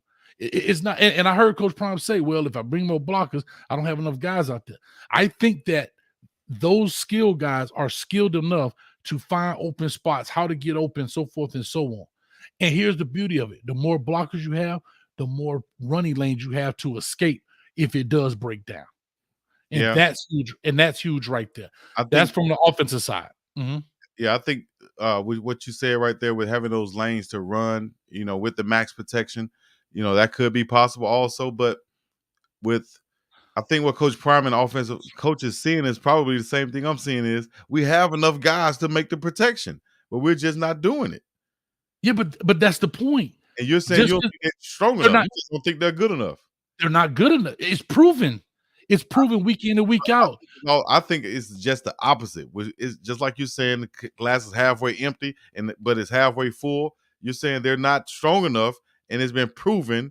But at the same time, he's the leader in passing yards, so they've been giving him time somehow, some way, somewhere, in some capacity. So on some plays, they've been able to hold up. What and how have they been able to hold up? Identify that, evaluate that, and exploit that. Use those same type of plays and situations that they've been successful in, and continue to do that. I agree with you, but therein lies the issue. The success you have throwing the ball is also your demise, where you're losing these sacks. You're losing 7, 8, 10 yards of play. So for example, I make a 25-yard gain. Peep how this works. I make a 25-yard gain on a pass, right? But I give you 11 of it back on a sack. And I'm not saying every play is like this, because some drives just sputter out. It is what it is. But I think it's almost giving itself an even watch. When you go to 6, 7 sacks, I don't have the stats pulled up. Maybe I can pull it up. But when we're talking about your quarterback is negative 57 yards in a game, like, bro, that's huge. And it changes, but you got to remember, it also now changes the 3rd and long. So it puts you now into another situation. I get where you're coming from. I'm not saying they need to run 7-man protection all the time. You're right. Maybe find out, but just mano-a-mano, they hands are bigger than they man on man. I just think they're better than them, than Colorado in that sense, and it's been proven. Because you got to remember, pressures is not a stat. Pressures is not a stat. Throwaways is not a stat. So if you add those into that, now you may be up to around 10, right? 5 sacks, 5 throwaways. I'm just saying. So your solution is what? So my solution is what? Well, there's never going to be one solution, but my primary solution, is again, you got to win the first down. How do you do that? I can definitely win first down on passing by keeping more people in the box, right? And so far as pass protection, because I believe. So here's my because I believe. Okay, no, I want to finish because I believe that Shedeur can find the open guy. Once it's all sealed up, now you got to check down with your running back out the backfield. All of the defense has opened itself up, and now you got one-on-one with a guy like a Dylan. How is the defense opening itself up though if they're only sending 4 guys and dropping everybody else? That's opening it up, and you got back protection. We've seen Shedeur beat that. We've seen him. He's so accurate. He know. I have to say this. He is so accurate and so he's so. I don't even know there's a word. He's anticipatory. He can anticipate. He can anticipate the throw. Like, this is the linebacker. The guy's coming on the post. You saw Jimmy Horn. This ball is already out on this side, and he's throwing the guys open. The dude, two, is a gangster now. Yeah, that's what he's supposed to do. He's doing what I he's supposed to know, do. I'm but talking he about ain't a gangster if he's doing this. in theory, though. In theory, if you're only sending 4 guys and you're dropping 7, and the offense is in pass protection, that's a win for the defense. No, it's not. It's in pass pro max protection. That's a win for the defense because I'm bringing 4 guys. You're blocking with 6 plus your quarterback, right? So what you got? Mhm. What you got? 3 guys That's going out 7. on the route. 4. 4 guys going out on the route, right? What was wrong with that? No. So You see that all the time. I'm looking at this right now, though. But what I'm saying is, in theory, coaches like we shouldn't have to do that if we're bringing because they're saying these guys are good enough to make these blocks They're because they've not. done it before. No, they've done it before. They are good enough to make blocks. They've done it before. The same way you're saying they're giving up sacks. When they don't give up sacks, they're making the blocks, right? What are they doing? Just getting in the way? They're making the blocks. What I'm saying is this, just like I'm looking at them film right here. You got 5. Matter of fact, you got 4 defensive linemen coming for Arizona State. You got the 5 offensive linemen, right? 2 tackles, 2 guards in the center. Plus, you have the running back in the backfield blocking right here. But then he goes out for the pass because he realizes that there's only 4 guys coming. No need for me to stay back here and block air. But what happens? The communication is not there. So here's the deal. I'm just going to use this. I'll use this one example, and I go through the rest of them. Your leading rusher for TCU game had 45 yards. Shador had negative 32 yards. Just hear me. What I'm saying is the sacks negate. This is all I'm trying to get you to understand. The sacks. I know, but that's what's so. Yes, the passing looks good, but we're not accounting for the negative yards, and then the ensuing result is third and 17, third and this. So now I can still rush forward and have more people. I think we're not looking at it in that light. I think we're looking at it in the sense. I'm looking at it in this way. I'm looking at how do we eliminate the sacks, right? That's me too. I'm looking at it the same way, Chico. But I'm saying you got to eliminate it because. And how the way I'm saying it is not. I mean, you can pass pro sometimes, max protect sometimes. But my thing is, I'm saying that I don't think that is the answer that's best fit for this offense. This offense is supposed to be high tempo, quick passes. As soon as the ball touches, the ball's supposed to be out. Example is this play that I'm looking at right in front of me where Shador Sanders has 3 wide receivers to the top of the screen, 1 to the bottom, 1 running back, right? Defense is showing 5 or 4 rushers. They come with 4. Everybody else is dropping off, whether it's man or zone. Right here, look like it's more of a zone, but they're dropping off. And Shador, the ball is out of his hands. 1-2. 2 seconds, the ball is gone. Hitting Jimmy Horn on a quick stop route right there. He catches the ball. That's a 7-yard gain. First down. We're moving down the field.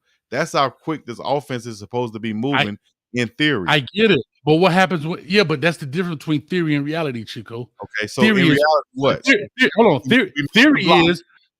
on. Theory is my man blocks this man blocks that man, this man blocks that man. The reality is this man ain't blocking that man, this man ain't blocking that man.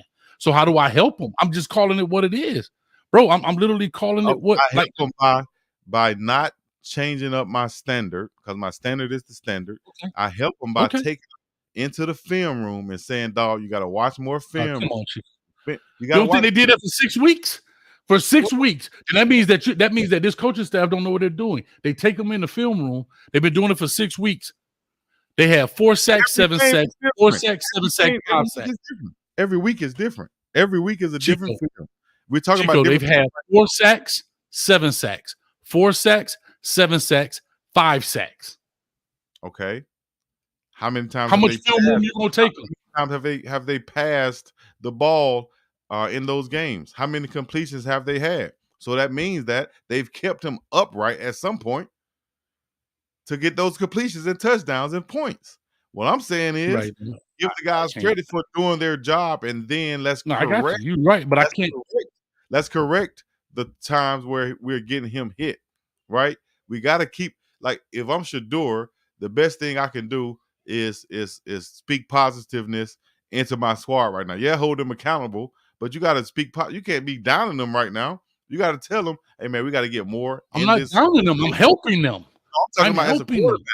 Yeah, and the way you I'm not. help them is go in the film room with them and make sure that we all are seeing the same thing. When these blitzes are coming, listen, here's a cut up right now. And we have a meeting today, Chico. 2 hours before everybody else comes in here. It's just the offensive coordinator, quarterbacks, and the offensive Chico. line. It ain't like they. Chico, it's not that they're missing the assignment. The assignment is It is. blowing them.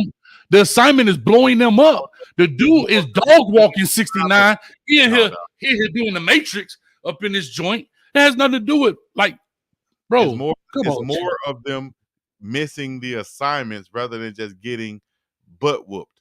And half of the butt whooping is coming because they're trying to adjust after missing the assignments. Y'all don't realize how important the assignments are. How about this? So how about this?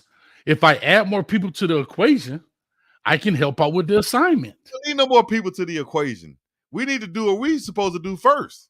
If they do what they're supposed to do across that five, just that 5 line, if they're linked, because you're only as strong as your weakest link. So if one guy doing wrong, that's going to open up a lane for Shador to get hit. If everybody is linked on the same page, this is why you go to film study before and after. You stay in there longer so that you can be on the same page. When these 6 guys come up to the line, still go to film study, but give them some help. I'm confident. I'm more confident that Tank knows that when they come and show, and we have a Roger call in protection, and they come and show on your side, Tank. If he doesn't come, Tank, what do you do next? Okay, now I go help out. So now there's no confusion. Chico, I could go with this. I could go with you, Chico, if this was game 2 or maybe game 3.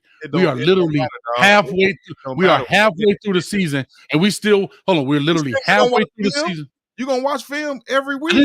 I never said, Chico, I never said not to watch film. Never said that. You definitely need to watch film. You can watch more film, but film is not the problem. It's the man is the problem. It is the dude. It is Seabiscuit out there racing man of war, dog. That's the problem right now. The offensive line is supposed to be the most cohesive group. You notice everything you said is theoretical. Supposed to be, and if. I understand what's supposed to be, but the reality is they are not getting it done. There's a reason. So there is a reason why he has 31 sacks on the season. Because they're supposed to be blocking or supposed to know their assignment, and they don't. They're getting blown up each and every time. It's because they're missing the assignments or they're not working together as an offensive lineman unit. So fired out. So what basically what you're telling me by week 6, and this is not, bro, offensive line is there's like 6 different things. You fan right, you fan left, you slide right, you slide left, man on man protection. Bro, I'm looking at it. It's not always that simple. If they're coming up and you guys, if they're showing that we're blitzing from the right side, and you call a protection that's going to protect you from the right side blitz, but then no, they don't come with that blitz. They come with a left side blitz. All of these things need to be communicated and understood. And that's the coach's job, Chico. By your quarterback. Hold on. So do you think? Hold on. So do you think you're running? So do you think, Chico, wait a minute, bro. No. To me, that's an excuse. So you think that Colorado is the only team, right? Because we like to use the word each, and nothing's ever 100%. But do you think that Colorado is the only team that gets those kind of looks where people show and back out? No. That's the point. That's you making the point. I'm not making the point. Look, you say you think they're the only team that's getting these looks. No, they're not the only team that's getting these looks. But everybody else can block it. Listen. That's the whole point. Everybody else is getting these looks, and they're finding the way to block it because we have a cohesive offensive line group that's on the same page that knows that if he doesn't come, this is what we do. If he does come, this is what we do. Here's how we make the adjustments. That's what coaches do? You know what coaches do? Those same blitzes, dog. We'll fire the O-line coach because you know what coaches do? If Coach O'Boyle has been around, I don't know Coach O'Boyle. I heard the name. Call somebody. Hey, bro, we having a bad time with communication in here, yada, yada, yada. Out of all 130 teams, you don't play everybody. I know he got some friends. If he can't get that communicated, but other people can do it, come on, Chico. No, sir. I can't go with that, dog. No, sir. Listen. They're saying that Chico making excuses for the line being trash and talking about keeping his press pass and all this other stuff. They said Coach Prime paying Chico. And these your people now. Hold up, Chico. I want to be clear. Hold up. I want to be clear for you. Say your people. They on your side of the fence. They on your side of the fence. I just want to say that. Okay. All right, cool. But let me say this right here, dog. If they're getting blown up, it starts by not knowing what to do. You're not that sorry that you're just getting blown up constantly. All right. You're getting blown up because at the snap, you don't know who to block exactly. Right. So it's the O-line coach then. And O-line coach, preparation, film work, each player individually, whatever the hell it is. I'm telling you what, it's not just their ability. It's the fact that they don't know what to do. And if you're dropping back into play and you're playing to where, oh, damn, I don't know what to do, and this guy's coming, he know what to do, you gonna get Peter rolled. How do you improve that if you can't go replace him with another player? You can't put him in a weight room and say, get stronger by next week. How do you improve that? You make them play faster and more confident. How do you make them play faster and more confident? By making them know what to do in all situations. With communication. So for 6 weeks, this offensive line coach. No, you talking about 6 weeks. Listen, dog. Listen. Every week is different. What's his name? O'Boyle? I'm going to check out his resume. But he's still in there. He's stealing. Every week. I'm just being honest. If he can't get the guy Bill O'Boyle, is that his name? Yeah. Okay, let's see. This dude been coaching since 1987. I was 10 years old when he started coaching.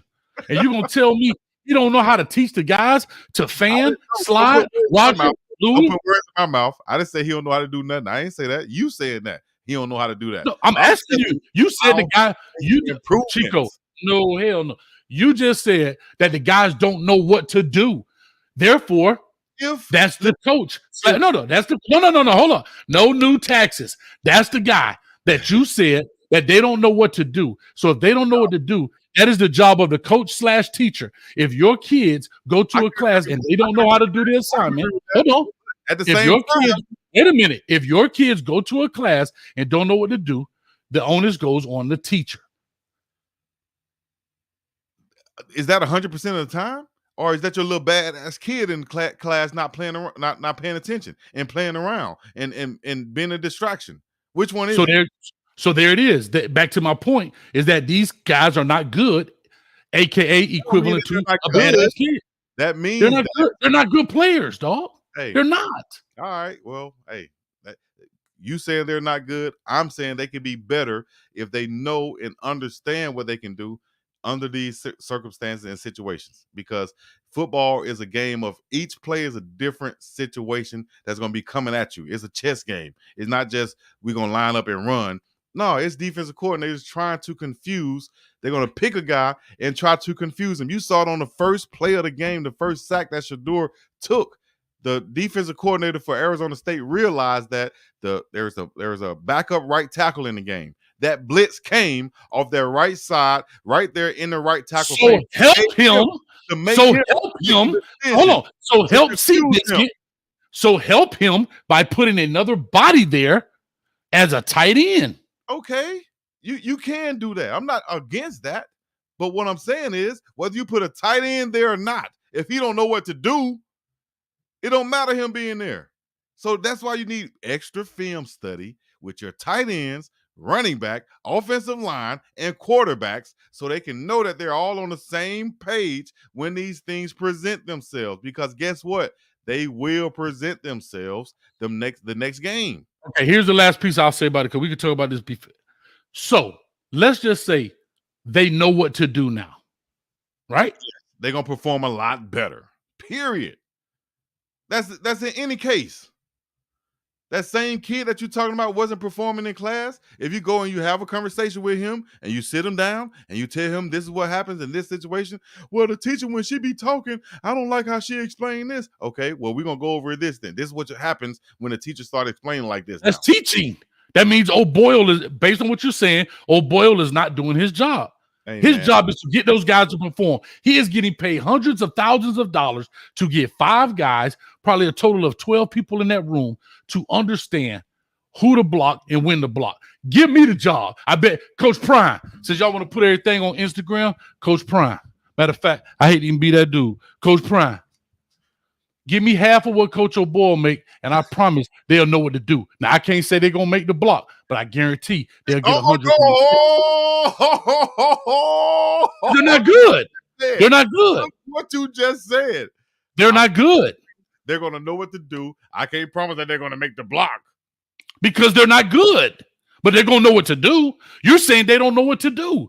That means that they're not being taught properly. So I can promise you, Coach Prime, listen, Coach Prime Jr., matter of fact, Shador, hit your boy up. I'll make sure you stand up right. Well, I'll make sure they know what to do so you can stand up right. Now, I can't make them stronger. I can't sprinkle no dust, but I guarantee they'll know who to block. Now they'll know who to block. I can't say they will block them because I don't think they're physically talented enough to handle the guys that they're facing right now. But I guarantee you give me half of Coach O'Boyle's check and Coach on his way to Colorado. I ain't packing nothing but a Colorado buff shirt, and I'm on my way. Coach O'Boyle said you got to grab him first. What happened? Coach O'Boyle said you got to come grab him to get his spot. Let's get it then. If I got to grab him, then I need your whole check. I need your whole check. You need the whole check to get physical. That's it. Anyway, let's do this. Let's open up the phone lines, man, because we're going to be on here forever. Oh, is that on me? Oh, that's on me. OP said, how much responsibility is on coaching, play calling, and time of release? Do you think there's a correlation between most passing yards and sacks? It's a lot of variables to it. I think all of those play a part into the result of any play, whether it's successful, whether it's not, the timing of the guy hitting the hole, the timing of the chip block and climbing to the next level. That's what continuity is, right? So I would just say that there's not one thing you can put your finger on what equates to a sack.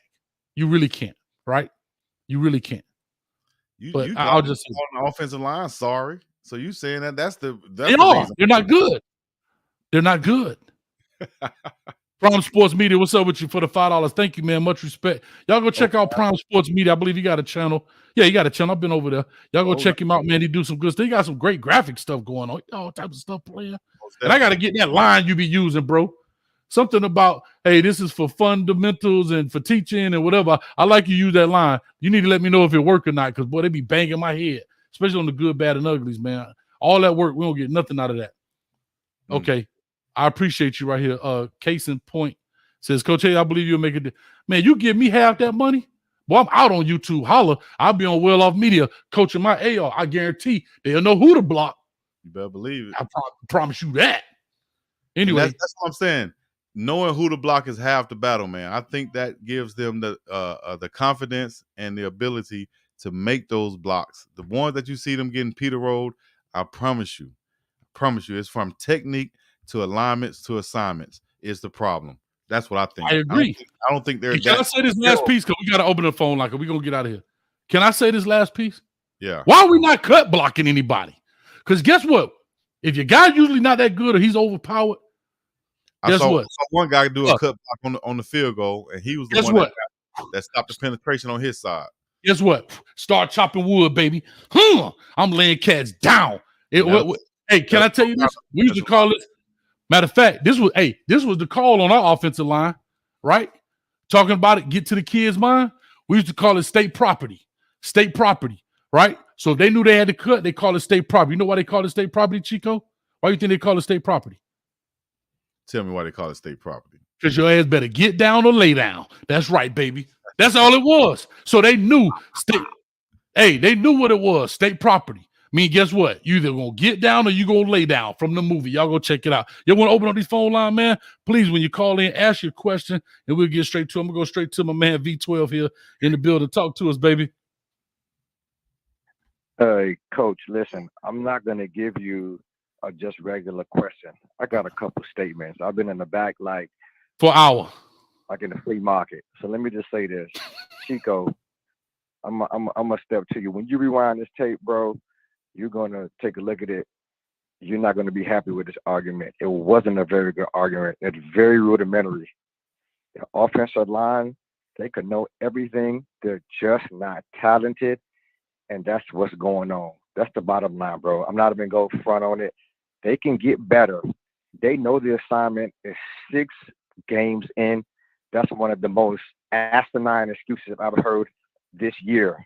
Asinine. All right, I'm done with that. Second thing, Hold on. You're gonna have to hold on right there. You don't get to come in here and just make Oh, all now. the statements that you want to make, cuz. Hold hold down, on. hold down. With Coach this- Hayes, hold on, crash hold the on. Yeah. tape for a second. Hold on. Hold on. So hold on. So he made a statement. Can he let him I'm rebut? gonna check it, bro. No, but I'm let gonna him check rebut. it. Let him rebut it. Hold on. Let me tell you why. You gonna say? Can I say something now? Because you said that my argument Go didn't ahead, make bro. any sense, Go ahead. and you're talking about 6 weeks in, just like Coach Hayes said 6 weeks in. Can I drop some knowledge to you that you obviously are looking over? You seem to not know that the game plan changes up each and every week. So what you taught them in the first week might not apply to the 6th week as far as blocking and how to pick up a scheme versus a team. Everything changes. What are y'all talking about? Chico, you're absolutely right. So You're that's all absolutely I'm right. saying. There are basics. There are basics to every position. Now stop, Chico. There are basics. Hold on. There are basics to every position. There's a basic Fundamentals way and to play basics. Yes. Are offensive we line. talking about fundamentals Let's and be basics? honest Or are with we talking about ourselves. picking There's up a basic to playing schemes a that these receiver. Hold on, defenses Dad. There's a Hold basic. on. Can I There's a say this? basic to Y'all talking over each other. It's a computer. It can't. I'm just saying y'all got to go one at a time. It's trying to. You know what I mean? Hey man, Johnny Five back here tripping. Go ahead. Y'all will pick up that reference. Go ahead, guys. All right. who you So want to go. go ahead, V12. Go ahead. Okay. What I'm saying is there's a basic, rudimentary, fundamental to playing the position. How you fire off the ball, how you cut block, how you fan, how you pull, the whole nine. Yes, the game plan may change from week to week, but if you do not have a great amount of talent on the line, it does not matter, Chico. That's all I'm saying. So to say that they're not being taught this, I don't think that's fair to to Colorado. They're being taught. They're just being beat. That's the bottom line. You have to give credit oftentimes to the other team, and people aren't being fair when you and giving credit to the other defense. They're getting beat, bro. That's the bottom line. All right, go ahead, Chico. I guess. Go ahead. You know what? Listening to you and really listening to you, I think the disagreement is coming from how they're getting beat. You're all saying they're getting beat, just getting dominated in Peter Road, and I'm saying why I think they're getting dominated in Peter Road. In my opinion, I think it's because not just because of the ability, like you guys are saying, they're just sorry, they're just not good.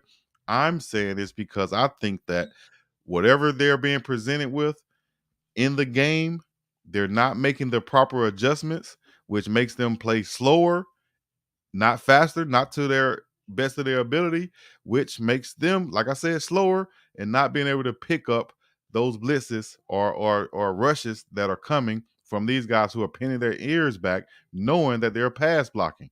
You're pass blocking against guys who are not being deceived by anything. No run, no RPO, no screens, no nothing. They just know it's going to be a straight pass rush. And with the blitz that we're not picking up pre-snap. All of these things plays into it, and I think that more film study can help them. Yes, some fundamentals, some basics can help them, but like I said, more film study on the plays that he's been sacked on can help them out, in my opinion. That's what I'm saying. All right, 12. Go ahead. Finish up. Are they going to be the Cowboys after that? No. Chico, that argument would be better. 12. Okay, that argument would be better received if the whole line wasn't getting junkyard dogs. You have to have a beast on the offensive line who I can don't agree with anchor the offensive line. The whole line is getting JYD, old school style with the white pants and the red boots off not the top not rope. necessarily, dog. Not every play, dog. Very Y'all not valid. looking at the film. It's not Junkyard every dog. play though, Chico. It's not every very play. valid. Nothing is every play. That's what Nothing is, but nothing in football is everything. No, nothing. Not So every how- play, but overall, Chico. But Let's go ahead. Go ahead, 12. You got to finish your piece. Go ahead, baby. okay, so let me answer my question. Okay, and that's good. I just want to say that. So my question to Chico was this. I might have finished around. Here's my question. Listen to this. Does Colorado go 5-7 or 6-6? Because let me tell you this. I believe today, Stanford may be the last win. How do you see it? What do you see the final being? Because if you look at it, the last few games are against top 25 opponents. So how do you view Arizona top 25? 5-7 or 6-6? That's my question. And coach, I want to address one thing about the Scatterboo situation. Mm-hmm. Sorry, about the Scatterboo situation. So what he was trying to avoid was the Stanford Cal ban situation. If you take a look at that situation, number 44 at the end, I don't know if the whistle was blown or what. He picked the ball up. This dude picked up the ball and started running with it towards the end zone. Correct. I saw that. Scatterboo blasted him. I saw it. So if you don't want no smoke, why are you picking up a ball and running? It's the instinct that football players do. So from that perspective, I don't necessarily think it was a cheap shot. It wasn't like he didn't have the ball in his hand and he just clocked him. So that's my outlook on that. Okay. I'm done. Y'all gentlemen have a Appreciate great you, man. night. Thanks to it. Hey, and Chico. Okay, Sean, peace. Good V12. jet lag, my brother. Get some rest. Wait. right, He said I got jet lag? He said, peace out, my brother. Get some rest. I thought he said All right, Martel Prayer says $20. Thank you, man. Coach Hayes up in here sounding like a straight dog. I love your mentality, Coach Hayes, and you just got a new subscriber. Thank you, man. Coach Hayes. Look, Coach Hayes. Uh-oh. Bow wow wow yippee yo yippee yay bow wow yippee yo yippee yay. Matter of fact, hey, I just Coach Hates anymore. They gonna call him. They go. Hey, he's not Coach Hates anymore, y'all. they call me Coach Dogg up in here. I'm just saying. I hate where you coming from, Chico, and I will say this: a broken clock is right twice a day.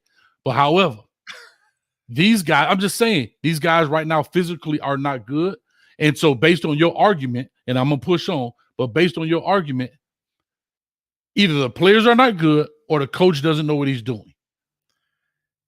That's how I look at it. No, that's how you look at it, and that's you putting words in my mouth. I didn't put words in your mouth. I'm saying, Coach Hayes is saying, hold on. Coach Hayes is saying, Coach Hayes, Coach hates, I'm a hater, all those things is saying, based on what Chico said, Coach Hayes is saying that Coach O'Boyle is not a great O-line teacher because by week 6, they still don't know who to get on 4-down linemen just because you show, bro, they've been showing guys in high school show the blitz and come out, right? Show and go. Bro, they've been doing that since high school.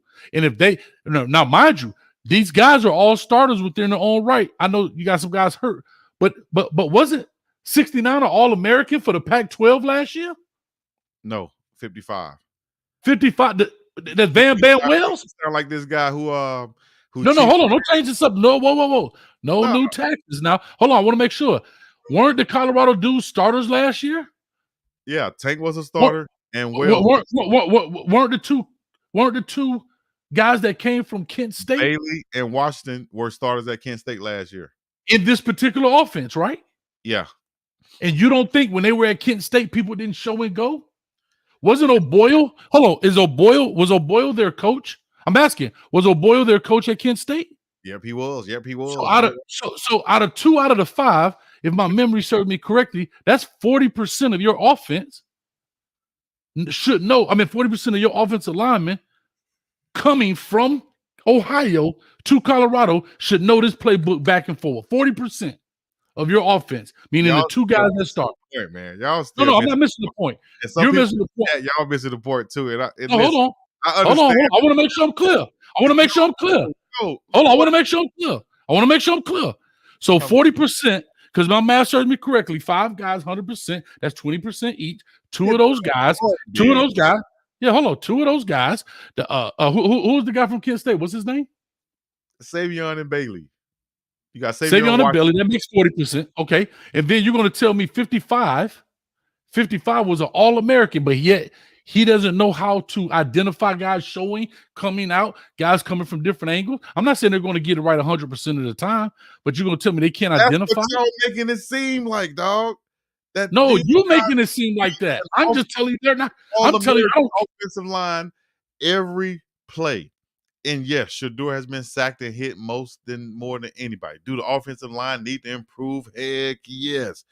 The debate seems to be, how do they improve, or why are they this bad? You guys are saying that they're just not good enough, and if it's about watching film, they should be at a higher level, or should be a higher understanding 6 weeks in. I'm saying that each Okay, can I ask you a question? I'm gonna ask one question because we got quite a few back here. I just want to ask one question. One question. You know who Rudy is, right? I'm asking one question. Just yes or no. Do you know Rudy? Rudy who? The football player or Cosby Show? No, Rudy from Notre Dame. Okay. Yeah. Do you think if he would have went in there and watched 1,000 hours of film, he was going to be a better football player? See, you're putting them. You're comparing them and saying them they're just not talented players. They're not. Okay, they're not physically talented guys. I've been saying, I don't know how many times I got to keep saying that they are not physically talented guys. Oh, and I'm saying, okay, right? If you have a team full of guys who is not as physically talented than the next team, what are you going to do to improve them? I'm going to help them and bring more people to the table. Blah, blah, blah. What? Come on, man. What? Rastafari, rice and peas. What are you going to do to help your team, whether it's Little League, middle school, and on up? What do you do to help these guys who are less talented, as you say, than the team that you're facing? Just say, "Oh, y'all not good enough. We're gonna go get beat." Or no, I'm going to use other techniques like cutting somebody. I don't know why they don't do that. I would cut dudes. Listen, I'm being honest. I would cut dudes. I would, like I said, I would wham block. I would have to use deception. No, I'm asking you. You're going to change up your game plan. You're going to get week 6, bro. It's week 6. Every week, the game plan changes every week. What are you talking about? Okay, let me ask you a question. No, let me ask you a question. What are y'all listening? Oh my gosh! The game change plan. The game plan changes, but the fundamentals and techniques stay the same. Let me ask you this: I could run a smash concept as well as I could run a spacing concept, and both of those have a corner route in them. Whoever's running the corner route is using the same fundamentals and techniques of running a corner route. Yet the concept is different. But to run the corner route, the fundamentals and technique are the same. Listen, to run a corner route, that's what's going to be the way that you run a corner route is going to be determined by the coverage. I understand that. The same way every time. What are y'all talking about? Well, no, but you said the game changed. You said the game plan changes. What I'm saying is this week we only ran a smash concept. What does that mean? Corner and a hitch. Next week, next week we need to do a spacing concept, right? Scat concept. Okay, so what does that mean? A corner, a sit down with a guy peeling out. That corner route is still running using the same fundamentals that he would have used in a doggone The fundamentals are if the guy's high, I sit it low. If he's low, I take it high. Those fundamentals are the same. So what are you saying? It changes up based off the coverage and what you see after the snap. The concept changed, but the fundamentals don't. A kick slide is a kick slide is a kick slide. I don't care if he's fanning or not. So what are you talking about? Listen, let's get the callers in. 3187 coming to you. Talking about understanding who and how you're supposed to be blocking, dog. You're just talking about the physical abilities of these guys. Okay, you can judge that, but I'm telling you that if they know what to do, more times than not, they're going to play faster and be a lot better, dog. That's what you do with any team that's less talented, as you say, that's less talented than the team you're playing. You have them better prepared. So they can play faster. Coach Prime, don't call me on this number. Coach Prime, don't call me on this number. This is a show number. I'm going to DM you. Hit me up. I'll be on the next plane to Colorado, baby. I'll get them right. Nah, like I say, And look, and for all you guys in the chat talking about Coach Hayes is a coach. Listen, I don't have coach in my name, but yeah, I got paid to coach also. yeah, nothing wrong with You know that. what I'm saying? Yeah, So whatever y'all talking about, you know what I mean? Hey, be cool. All right. Ooh, it's getting hot. 3187 coming to you. Call us, please. I apologize. We got this. This is why we call it. Point right up there, dog. We call this the prom debate because that's what it's all about. Ain't no hard feelings. Believe it or not, there's coaches on the same staff that have these type of debates in those coaching rooms that you guys will never see. Bro, You all the time. All the time. All the time. Bro, you spend more time in coaches' meetings talking about how to skin the cat than the cat himself. And So that's anyway, the reason why I'm not on the coaching staff right now, because I wasn't finna do that 6-6 for nobody. They can have that 6-6, dog. Bro, can I tell you? This is why it's gray right here. Yeah, they can have that. Yeah. I'm like, 3187, come to you. Call or talk to us. Yo, what to do, Coach? This Clark from North Carolina. Clark. Up, Big Chico? What's happening with you, Clark? Yeah, I'm hearing y'all going at it, and you know, both of y'all, I agree with points of both of y'all, but I'm an avid supporter. I watch all the videos. I play D1 ball, Mm-hmm. and I'm from the South. I'm from North Carolina. All right. And from what I see, with especially the big boys in the weight room, that weight they moving, we was doing in high school. I'm gonna be honest with you. Them boys, they moving baby weight. They got Dylan Edwards is squatting more than some of our starting linemen. He a freshman squatting 500. Them boys didn't have ain't have 4 plates on the ball. They getting manhandled, Chico. 4-man rushes. Kamara going straight through tank chest. The not Arizona State game, but the game before USC on our drive. It was basically a whole tank basically tackled the dude. They ain't calling right. they ain't calling. You talking on the sideline throw? You talking on the sideline throw? Yeah, Omarion Miller. Yeah. He got blown up. He's light in the ass. He's weak as hell. Them boys is getting blown up. Now, granted, last game, Reggie Young, the new right tackle, he had some MAs. He just had straight up MAs. He had one where, like you said, he was deceived. They brought the blitz. Look, he ain't touch a soul. He just dude came straight in, hit your door. He had another one where they put Mikey in the block. Right. He didn't chip to help Mikey. Mikey one-on-one with the ends. He ain't touched a soul. All right, real quick. I appreciate it, dog. It's almost right about that too. People in here. What's your question, dog? I hate to rush you off. I know these shows are a little bit different because it's a dual stream, so we got way more people, more followers from both sides coming in, so a lot more callers. What's your question? And we can push on. It's more so a statement. I just think those guys they with the best of their abilities, they not, you know, they don't have the physical capabilities to really be a stout O-line, in my opinion. Strength-wise. I got you. I appreciate it, bro. Thank you so much, man. Appreciate that. Good observations on some of those things too. But I real quick, I'll say this. I feel like I said, man, I'm staying on this. You know, everybody talking about, man, these boys just getting mollywopped. They're not good enough. And my thing is, you can't make them stronger right now. You can't make them faster, bigger, or taller. None of that stuff. You can get them better prepared and a little bit more smarter to where they can understand what's coming in front of them and play to the best of their ability that you guys are saying is only that much anyway. So I want them to play at the optimum level, and that is by being in the film room as much as possible, dog. That's why Coach Prime be on them boys so much about watching film, because he knows how important it is. That's all I'm saying. Real quick, I'm coming to 0619 next, but I appreciate your call, brother. This is yours, Chico. Mr. Hillsman, now to you, bro. CU O-line is better in the run game. Plain and simple. The numbers don't lie. Lewis has to change his mindset to run first. Heavy offense. I like that, Mr. Hillsman. I think that also plays into the better offense, and that All right, go is ahead. by if you can run the ball. Now that puts that defensive line a little bit on their heels now, and not so much with their ears pent back and just pass rushing the whole time. All of that plays into it also. Having some diversity and mixing it up on the offense, run, pass, RPOs, misdirections, and so on, man. Go ahead. All these. I'll tell you they're yours. Go ahead. There's another one. You got to Yeah. highlight it.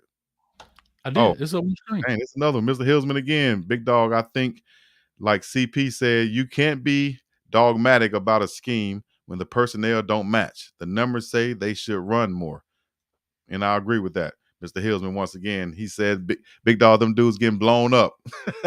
And they could be getting blown up, but you got to know what to do to decrease those chances of them being blown up. Angels Serrano said with the 499 said there's what? No, I was just reading it. No, I was looking. I was reading it. There's just not enough talent on that offense, on that line. Nothing is going to change other than next year's recruiting class when bigger dogs come in.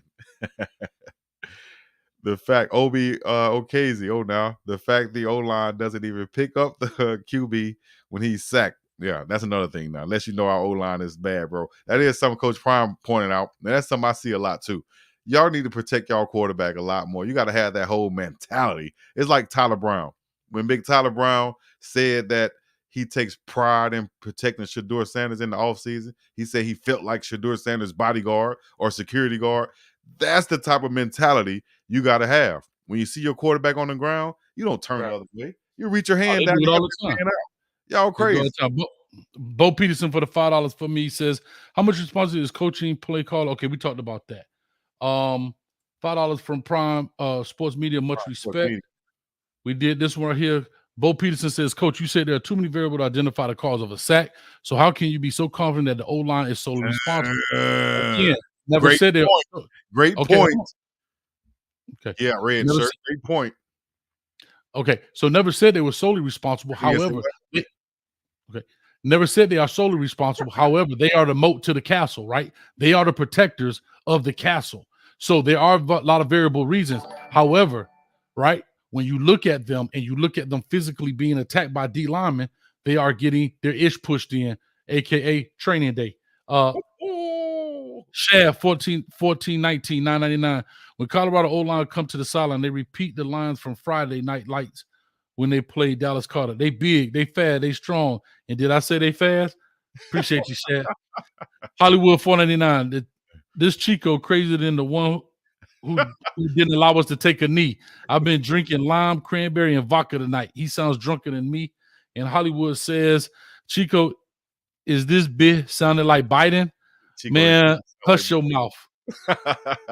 All right. Appreciate you, Hollywood. All right, let's get into the next one. 0619. Caller, talk to us. Give us your question, please. Hello, my name is Paul. I'm calling from Dallas, Texas. Hey, Paul, how are you? Coach Hayes and Big Dog Chico, I'm subscribed to both of your channels. Thank you, man. I enjoy your content. Thank you, brother. I've got 3 questions for you. If you don't have time for them all, that's okay. Let's crank off one of them if you don't mind. My first one is Shane Coates was projected as a 5th-round pick coming out of his senior year at Maine. Do you think he made a mistake coming to Colorado based on his performance so far? Shane Coates, he came out of Dartmouth. Dartmouth, yep. Oh, Dartmouth, I'm sorry. Yeah.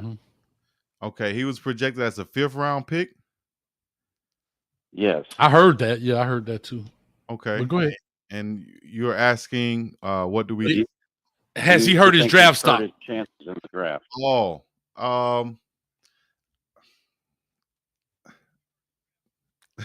good question. Have he heard his draft stock? I wouldn't say heard it. Has he given himself a chance by going with Coach Prime and them? I think he gave himself a chance because he's playing a lot more than I think he will probably have a chance. Not saying his ability, but just because of the talent that will already be at those schools. I think he has a better chance to be playing at Colorado, which I see him doing, which gives him a better chance for more film and opportunities to do his thing to up his draft stock. So I think he put himself in a situation to do what's best for him and play a lot and up his draft stock if he plays well. That's on him though. So I think it was a smart move from him. If I was a D lineman especially right now, after seeing all this attention that these guys are getting and knowing that the Achilles heel of the team is offensive and defensive linemen, I'm there. There's no, I mean, I might be a little bit biased, but there's no other school I'm considering if I got a call from any of these coaches on Coach Prime's staff right now. If I'm a 6'5" defensive lineman dog, I'm going to Colorado. That's just me. Appreciate you calling in from the D town. Yeah, I agree with you on that. All right. So real quick, I'll Okay. just say this. I'll say this, and I'll look at it from a statistics standpoint because that's all I can. I can't say how much of an impact he's made because sometimes there are players who make impacts, but it's not stat worthy, right? But right now, in 2022, he had 53 tackles, 3.5 sacks, 1 forced fumble, right? Now he has 13 tackles, and that's it, and 1 pass deflection halfway through the season. So will I say his draft stock? I will say it will because they're going to look at it from a GM's perspective. Bigger competition, higher competition, and these are the guys you typically going to play in the NFL, and your numbers have decreased dramatically. So I would just say based off these numbers, and that's all I'm using right now, I would say yes, it has decreased. I would say that. I can't say if it's necessarily he hurt it or it's been hurt, but based if I was a GM looking at these numbers, I would say that. And that's all. But I appreciate it, man. Thank you so much, man. Okay, thank you. Thanks, brother. My second question is, do you think that they should be running more? Right now, they're only running 33% of the time. They can't. The O-line is bad. I can stop that right there. Chico, would you like to answer quickly? No, I think, yes, they can run the ball more. A lot more situations, a lot more first downs and second downs they can run the ball on, getting themselves in better situations on third downs. I think a lot of it has just been opportunities. They haven't taken some opportunities to try to run the football in certain cases. Maybe it could be because of the confidence in the offensive line, but I think that it's just been the MO of Coach Sean Lewis to want to pass more and want to, kind of do extensions of the run game with those screens and such, which I would just rather run the ball. Gotcha. Appreciate you, man. Thank you so much. Let me push on, man. One more question. No, I can't, bro. I got so many people back here, man. It's a 49 people on the chat, man. I thank you. I appreciate it. If you want to hold on and come back, you're more than welcome, brother. Thank you so much, man. Thank you. Come on, guys. We try to respect the game. Coach, I'm soft. I'm a paper tiger. You know what I mean? But y'all got to help us out. 0478. 0478. Call or talk to us. Give us your name, where you calling from. How's it going? This is King from Oregon. Hey, Ken, how you doing, brother?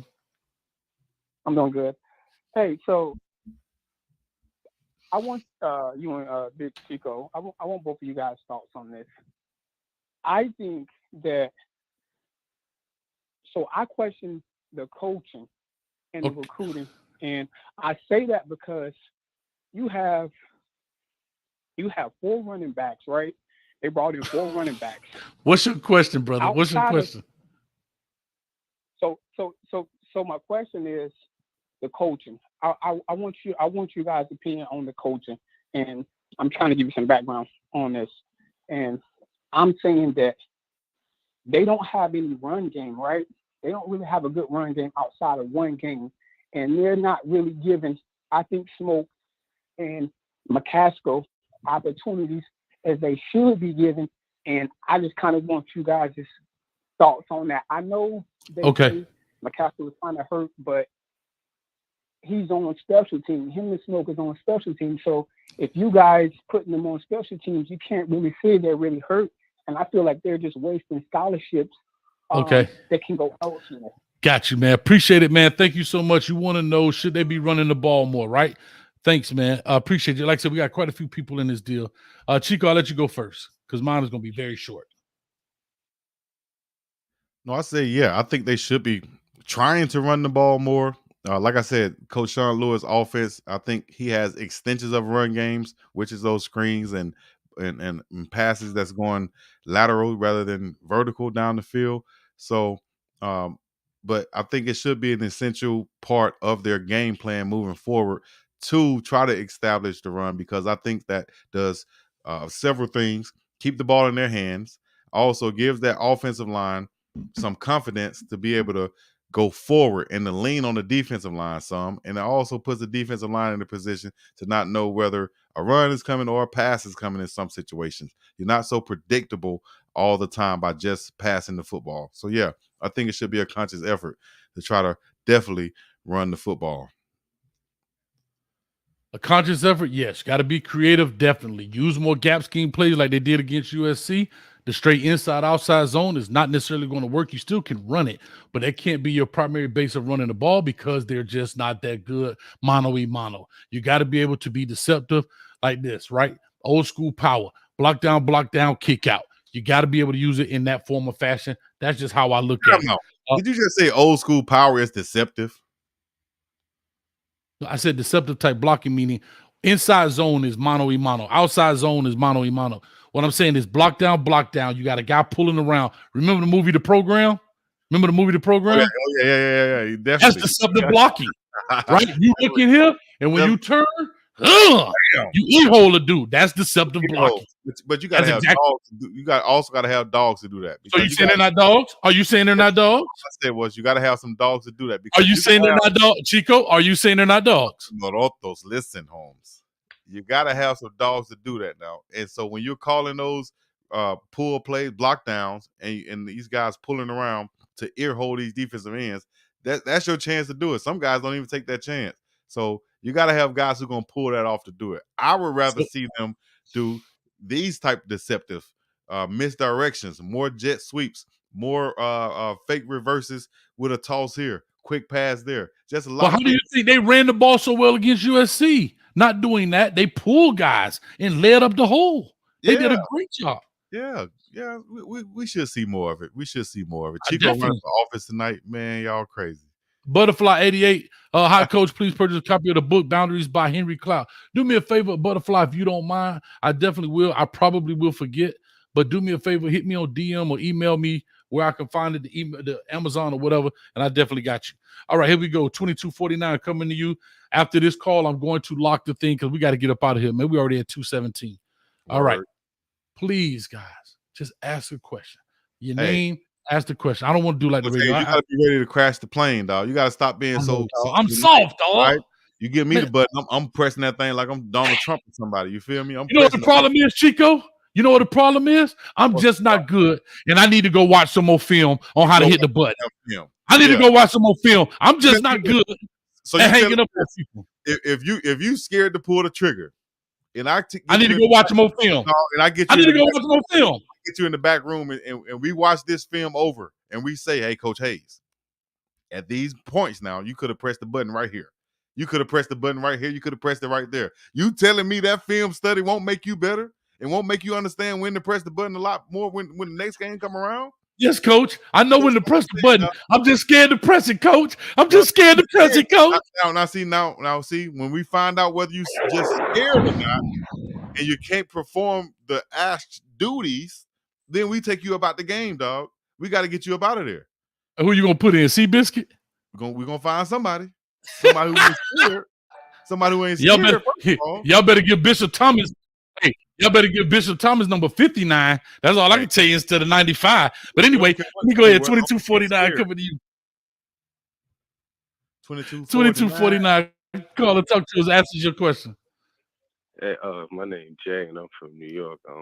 I got a question. Do y'all think we could have brought any more JSU players that would have made an impact and help us?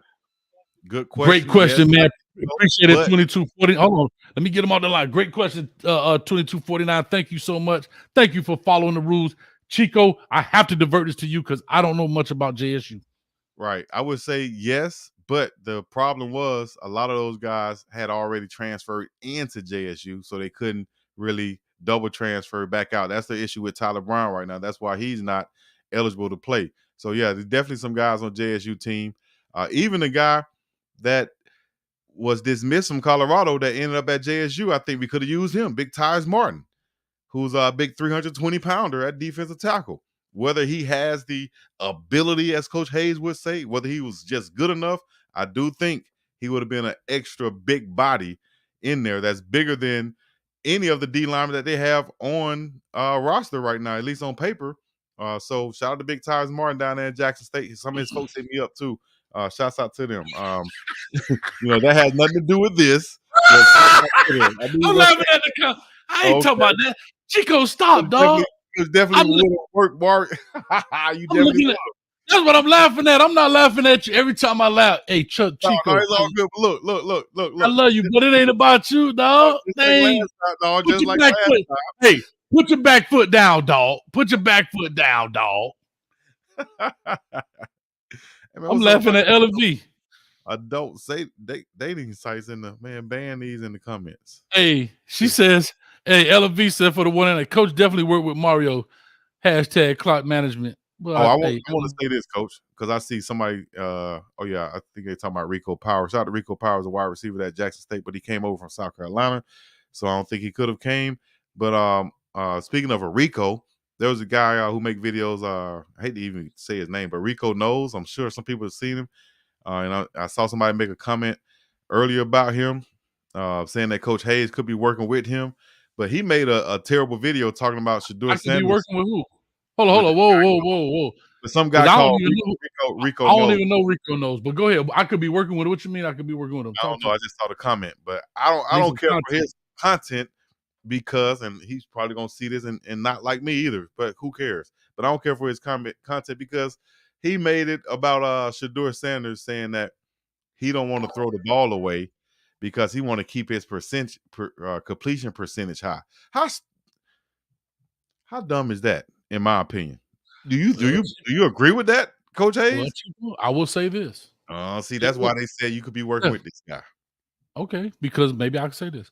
I remember there was a video that came out in the spring. I think Rob was on the channel. I think I first got introduced to Rob, the Man Media, baby. But I got introduced. I think he was on there, and there was a well-off media video. And he ran out of bounds instead of throwing the ball away. And I made a big deal about it. And I was like, bro, why didn't you throw the ball away? I didn't know anything about this. I'm just saying. And I made this comment. And he was like, oh, well, Coach, you didn't know they had a completion percentage competition going on. And in my mind, I'm like, okay, I get that. But at the end of the day, I want to create. In my mind, I'm always thinking about it. I want to create good habits. This is what I said in the video. I want to create good habits. Damn that competition. I want to win ball games. Left it alone, didn't think about it. As it starts coming on, I'm like, bro, just why didn't I throwing the ball away? So the conspiracy theory starts of, and he's not the first person I heard say that. I don't know Rico Knows, or is it Chico? No, not Chico. Rico Knows? It's definitely ain't no Chico Knows because So anyway, so I don't know him. I don't know his content, but so I've heard that. I hate to give a shout out. You know what I mean? Because that's all. Hold on. But I actually heard that in the stadium. Hold on, but I heard that in the stadium during the USC game. I'm just being honest. I heard. I'm just talking about, you know how stuff. You hear people saying it in the stands and stuff. Yeah. So what I'm saying is, it's not like it's a hidden secret. So I'm just telling you where I heard this, and so now I'm saying to myself, well, dang. But now the dude throws the ball away. He's throwing it away. He's running out the pocket. It looks different. I'll put it to you that way. When he's out the pocket, he didn't force it. Hey, throw it away. But I'll leave that there. I'm not going to stay on that long. But I don't know who Rico Knows is, but if you're watching, holler at your boy. But if not, it's okay too. 50-70, man. Y'all can be tag team partners or something, man. I like how you throw me in there all the time. Coach Hayes said, and I'm Rico. I don't even know Rico Knows. But if he knows, guess what? He knows. If he don't know, he don't know. I don't know. But anyway, 50-70 coming to you. Call or talk to us. Ask the question, please. Either he's snoring or he's driving in the car or cutting the grass. Hold on. Shh. He's snoring, y'all. Listen. Wake your punk butt up, man. Called in here asleep. And I know this 50-70. Anyway, 26.99 coming to you. I ain't never heard that dog straight snoring on the phone. 26.99 coming to you. Call or talk to us. Ask us your question. Coach, this is DJ DG from Orlando. Okay, I saw your comment. Talk to us. Yeah, man. You know, I didn't want to call in, but Chico, man, had me call in because you didn't watch the film of Tank not moving his feet. You play college ball, every coach always say, move your feet, move your feet. When he gets beat, his feet stop and he turns and looks. Like, you can't defend bad technique play and blame it on coach or is teaching if the player don't do his job. My thing is, I believe I got a question for y'all. How about they take Young, put in Tank's spot when Savion comes back to shore up Shador's blind side? I'd say take anybody but 69. I hate to be that guy, and I usually don't talk about players like this, but we are in dire straits right now. 69 either needs a tight end with him, he needs a running back to slide to his side, he needs something to his side to help him. He doesn't even kick slide, bro. You could go watch the film. He don't. 69 doesn't even kick slide. Now, time out. I can agree with y'all on that right there because I made a video. Hold on, guys. Y'all talking over each other. Hold on. Y'all talking over each other. Chico, go ahead. I was gonna say I can agree with your kick sliding because I call it kickback because fundamentals of technique. I made a video on that in the spring just from observing him going in one-on-ones, and I was like, how can you go in one-on-ones and you got your hand on your knee and you're not getting any kickback on speed rushers? I said that in the spring. Correct. I made a video on it, and if he's still doing this, then who is that to blame? You know what I'm saying? Who is that to blame? And secondly,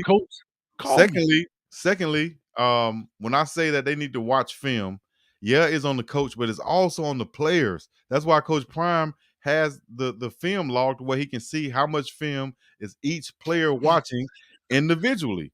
So, I wish I had a nickel for every time you said film. I wish I had a nickel. Yeah, because is that important. It's that important. I can't stress that enough. It's tendencies. I appreciate it, dog. Thanks so much, man. Let me get through the rest of these calls, man. I really appreciate you holding on, man. I can't stress that enough. How important it is to watch film, y'all. Everybody who this is going over your heads right now, and it shouldn't be going over Coach Hayes' head. He should be saying, "You're right. You gotta watch film." I can't say you're right. I agree that film is important, but film means nothing when you're not athletically gifted. Man, film does mean something. It means something. You discrediting it, and that's I'm not. No, that's not. That's furthest from the truth. Said film mean nothing. You just said film mean nothing. I never said that. You just said film mean nothing. When? Because they're taking it out of context. I said film is important, but it means nothing if you're not athletically gifted. That's what I agree. When you're okay, not, no problem. And these guys are somewhat athletically gifted, being D1 athletes. They might not get to the level of a. See if you agree with this. See if you agree with this. Goodness gracious. This man still sleep on the phone. Oh, listen. Wake your pump. Hey, man. Anyway, let me go. Let me go to the next caller. I'm getting ready to lock it. I set up. Yeah, I'm locking. The conference has been locked. 6123 coming to you. Caller, talk to us. Hey, Kyle. The hell is this? That's your name, Kyle. That's my first name. Okay, he know you, Kyle. We met in Boulder, Colorado when you were there for the game. Oh no. The hell is this? Yeah, and this is Sugar. We spent a lot of time together after the bar, and you never called me back. I don't appreciate that. Man, go spend time with your greasy mammy. Come on, dog. Matter of fact, I want to hear what else you got to say. Talk to me. I want to hear this foolishness. Well, you gave me the wrong number, and then my girlfriend, she watches this podcast, and she's like, you know what? The guy you were talking to, his name is Coach Hayes. I'm gonna write this down. I thought his name was Kyle. Watch this. I got a question for you. See, you don't know this program. Give me your name, Armando Seriano. So yeah, I'm gonna go ahead and write this down. Yeah, Armando Seriano. Look at that. Hold on, watch this. Hold on. Watch this. Watch this, Chico. Chico, watch this. As soon as I said his name, he hung up. Armando Seriano. Hold on, dog. How you put that man's name out there, Saucy? Come on, Saucy. Yeah. Armando Soriano, Soriano, Armando Soriano. Go find him on the thing and let him know what's up. Yeah, y'all, you thought Coach Hayes was funny business. I'm about that business. Coach Hayes, you can't get the wrong number. That's why Ray from Georgia talk to us. Yeah, that's what I'm talking about. All right, he hung up as soon as I said his name. Coach got technology. Talk to us, Ray. My time. You know, you only give me 2 minutes. You ain't got that much tonight, but you got to just ask the question, Ray. You know I love you like play cousins, but talk to me tonight. Let's discuss the elephant in the room because y'all been tap dancing by it all night. Here's the thing. A, 69 doesn't have it. The whole little line doesn't have it as far as athleticism. Now, here's what I'm concerned about, and I was scared that it was going to happen in the last game because there was one play he got knocked down and he was holding his head. And I was like, oh my God. If he gets, because Shedeur is the catalyst of this team. If he gets knocked out, what? Who you gonna blame it on? No, don't you say that. Hold on, Ray. Don't you say that on here. Ray, I'm trying to help you because when I said, when I said it, what just talking football, if Shedeur. No, don't worry. I got your back, baby. I got your back. I said, I know, but I said this, Ray. I'm trying to help you, Ray. Hold on, Ray. I'm trying to help you. Okay. When I said exactly what you asked, and I said, just talking, what happens if Shedeur breaks his shoelace? I was deemed a hater that night. So if you sure you want to walk down that path, I'll walk. I'm woman enough. That's what I'm talking about, Ray. Talk your ish, baby.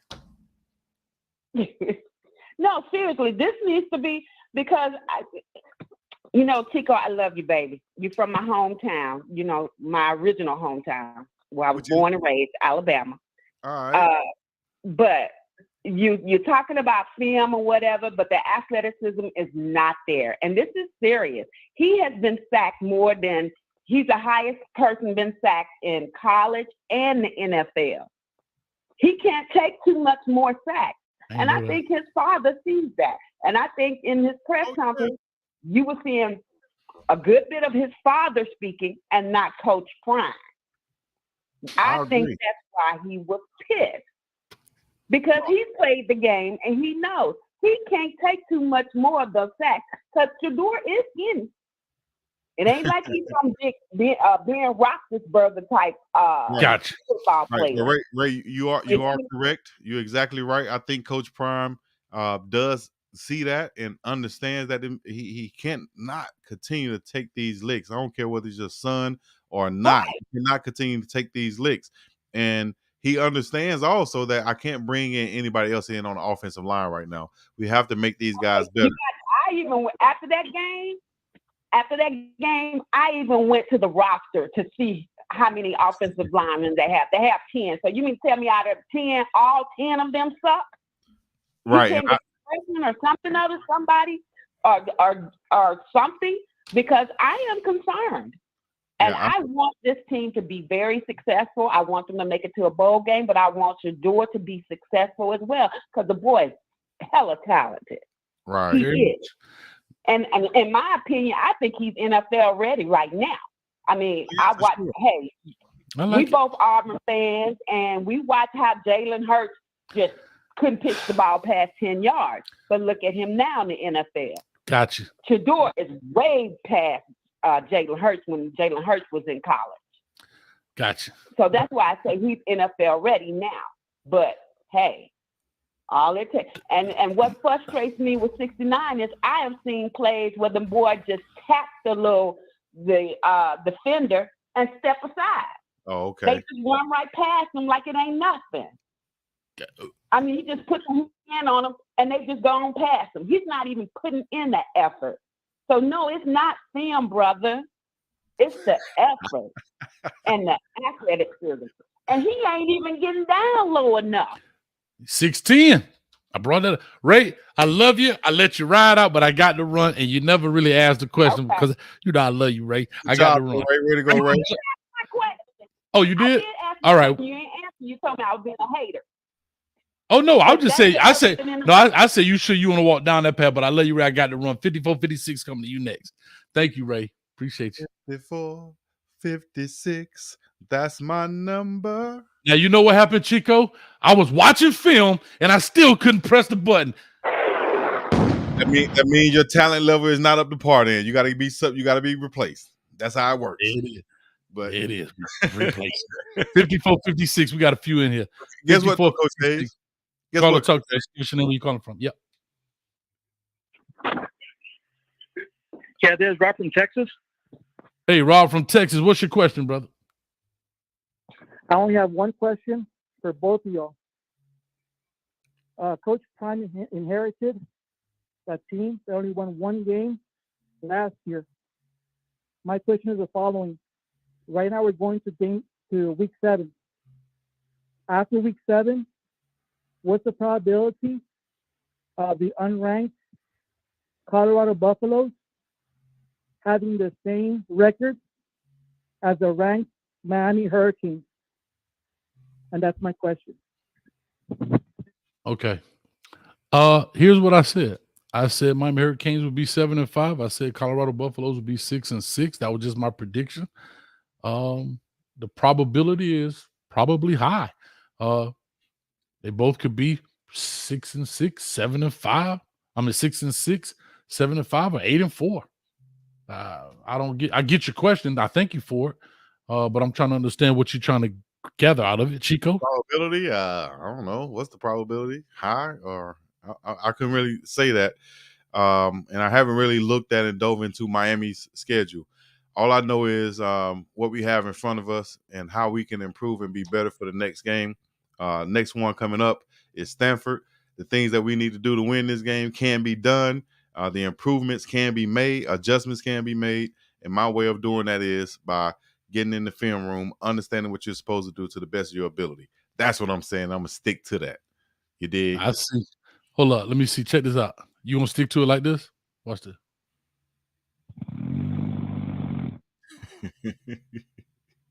Hey, whoever that is, we appreciate them staying on this thing and getting that watch time up. You feel me? 9321. 9321. Call and talk to us. Give us your name. Where you calling from? 9321. Going to you once. Africa from Alabama.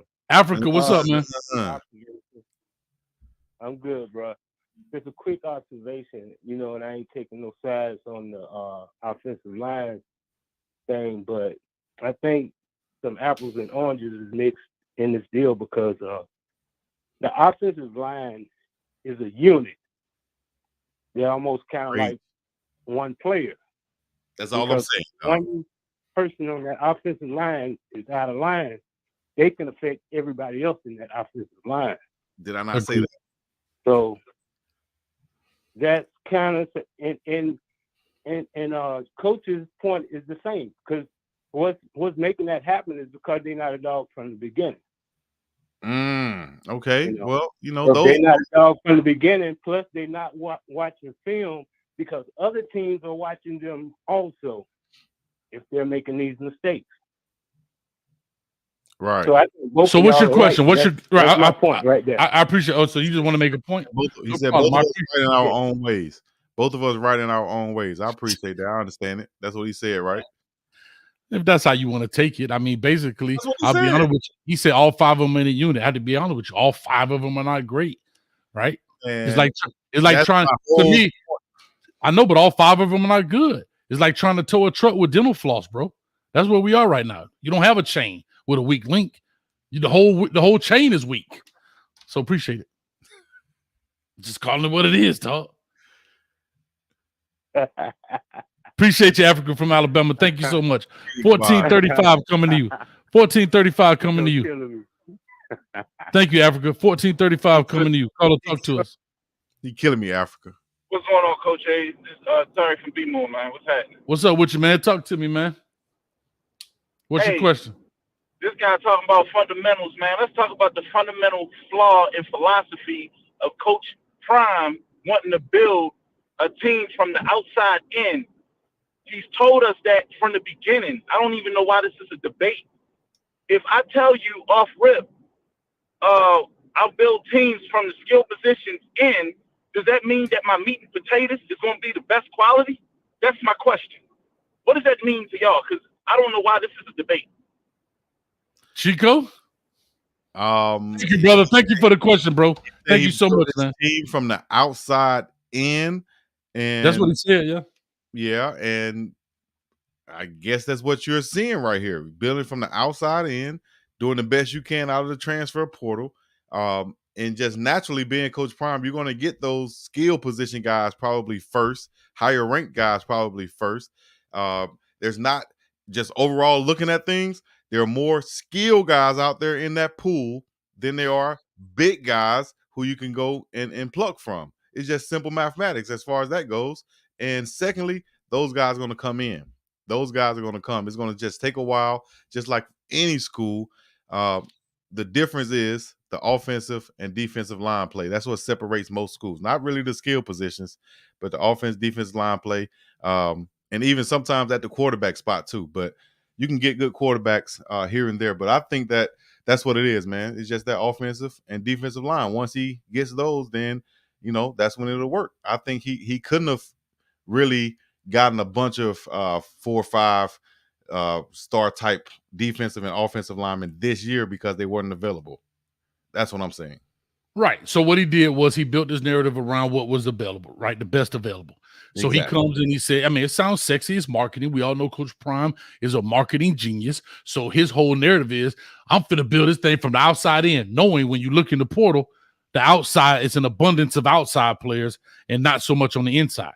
So Exactly. therefore, right. So therefore, he didn't have yeah. So what you do is you have to speak to your fan base. You have to speak to your constituents. You have to speak to the people that's following you, and it looks sexy, right?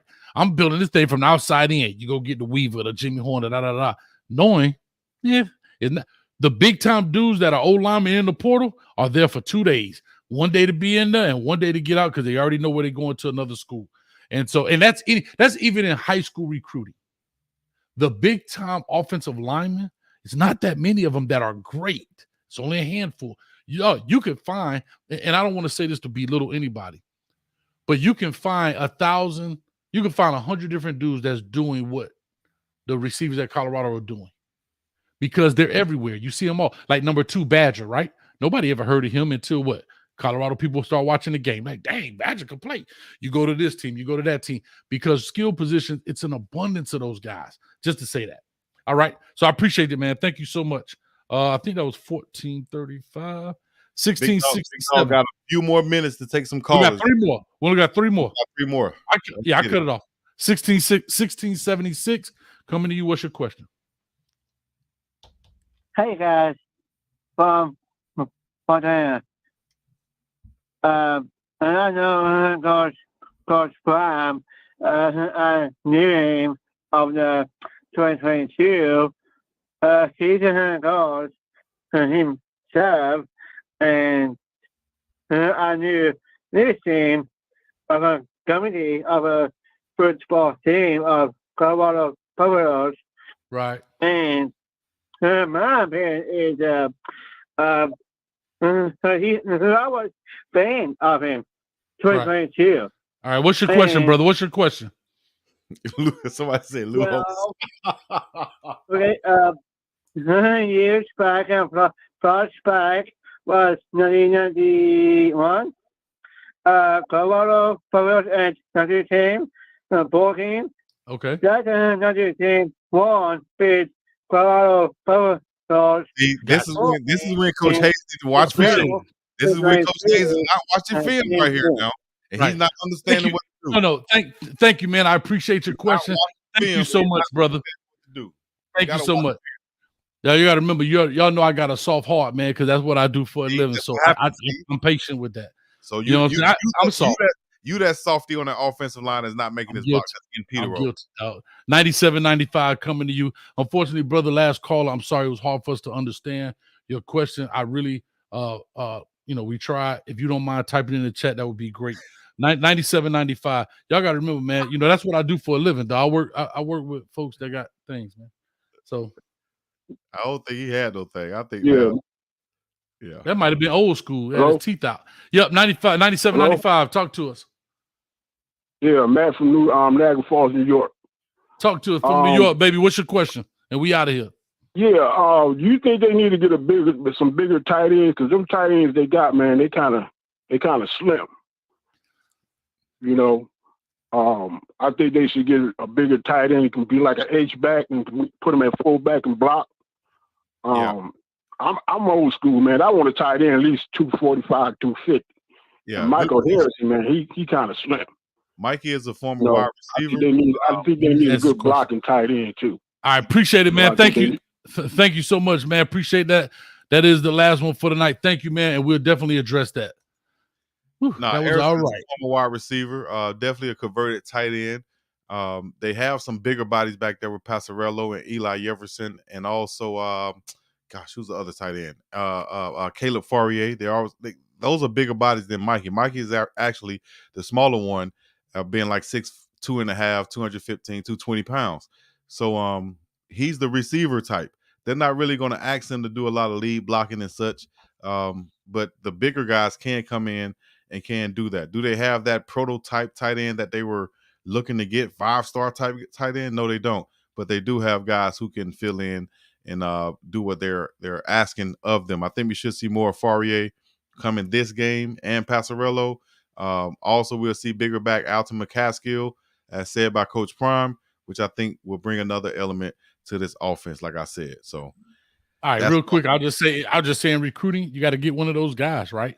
Like I said, Mikey, I believe they moved him to tight end because he's just a slower receiver, right? So far as foot speed wise.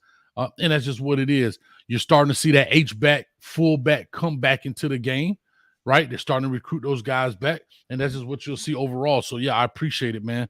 Real quick, I will say this, man. We said we're going to do an hour and a half, 2 hours. It never happens because you guys are phenomenal. And Chico said film study at least 35,000 times. And I meant we're going to go through that. Real quick, I appreciate everybody. Hold on. I got to do a wellness check on somebody. Hold up.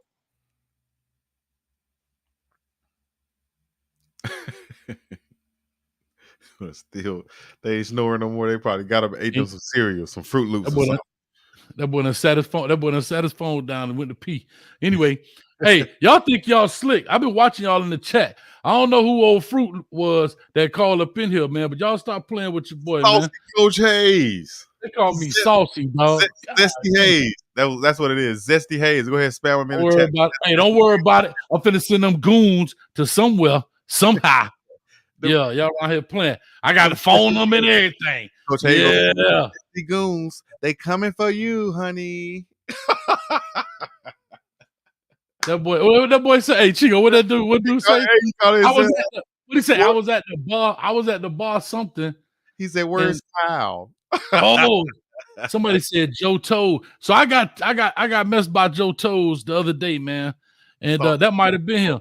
So you know what? Let's blame it on Joe Toe. We gonna find his name because he ain't got none of those. Joe Toes. Man, y'all better stop playing with Saucy Hayes, man. Come on, man. Y'all stop playing with it. Saucy Hayes. I'll take it. I got big show. They call me Atlas. Put it up there. But anyway, let's make this thing happen, man. I appreciate it, dog. Thank y'all so much. Any little thing, man. We had a lot of people in the building, man. Appreciate it. Can't wait to see it happen. Chico, anything you want to say here as we go ahead and get up out this deal? Yeah, I got to get up and about this thing. Y'all want to follow your boy? Go ahead, follow. Join the page officially. Go ahead, get on there, Big Dog Chico. Anywhere you search it in, that you should find me. Instagram, Facebook, Twitter, all that other good stuff, TikTok. Make sure you do that. Shouts out to Coach Brown when he played for the Yankees. All right. Shouts out to Coach Brown when he played for the 49ers. Y'all hater racists out there, man. Hey, go watch some film. Get your mind right. You heard me? It's going I love it, baby. That boy got on some of them blenders, man. We're here rocking, man, like I said, every Tuesday at 8:30 Eastern Standard Time. So check us out right here at the Prime Debate. Me and Big Dog Chico get it in about these Colorado Buffaloes. They will be playing. Stanford at Colorado at Folsom Field at 10 p.m. Eastern Standard Time. And that's a Friday. Just Friday. Don't miss it. All my members, we watch the games in the champagne room. Check us out. Chico, where can they become a member? Become a member. Join the page right now. Big Dog Chico on YouTube. Go to the landing page on the channel. Hit the join button. You feel me? It's the Prime Debate. It's Hayes and Chico. It's the I'm gonna go watch some film, Chico, right now. Go watch some film. Make sure you got some zesty chips and some saucy drinks to go with it. I'm going down the page way, man. We're not playing. We're going to Yo, shut up, man. We about this joint, man. We appreciate y'all. Peace, love, and hair grease. Till next week. Somebody pass me my Colorado concoction while I slap one of these fools. Matter of fact, I think Dogg's still on here snoring. Let's see. And there he is, y'all. He's still snoring. Look, listen. Hey, Coach Hayes. I'm looking Man, for don't even Kyle. play with a real G like that. We out here, y'all. Peace.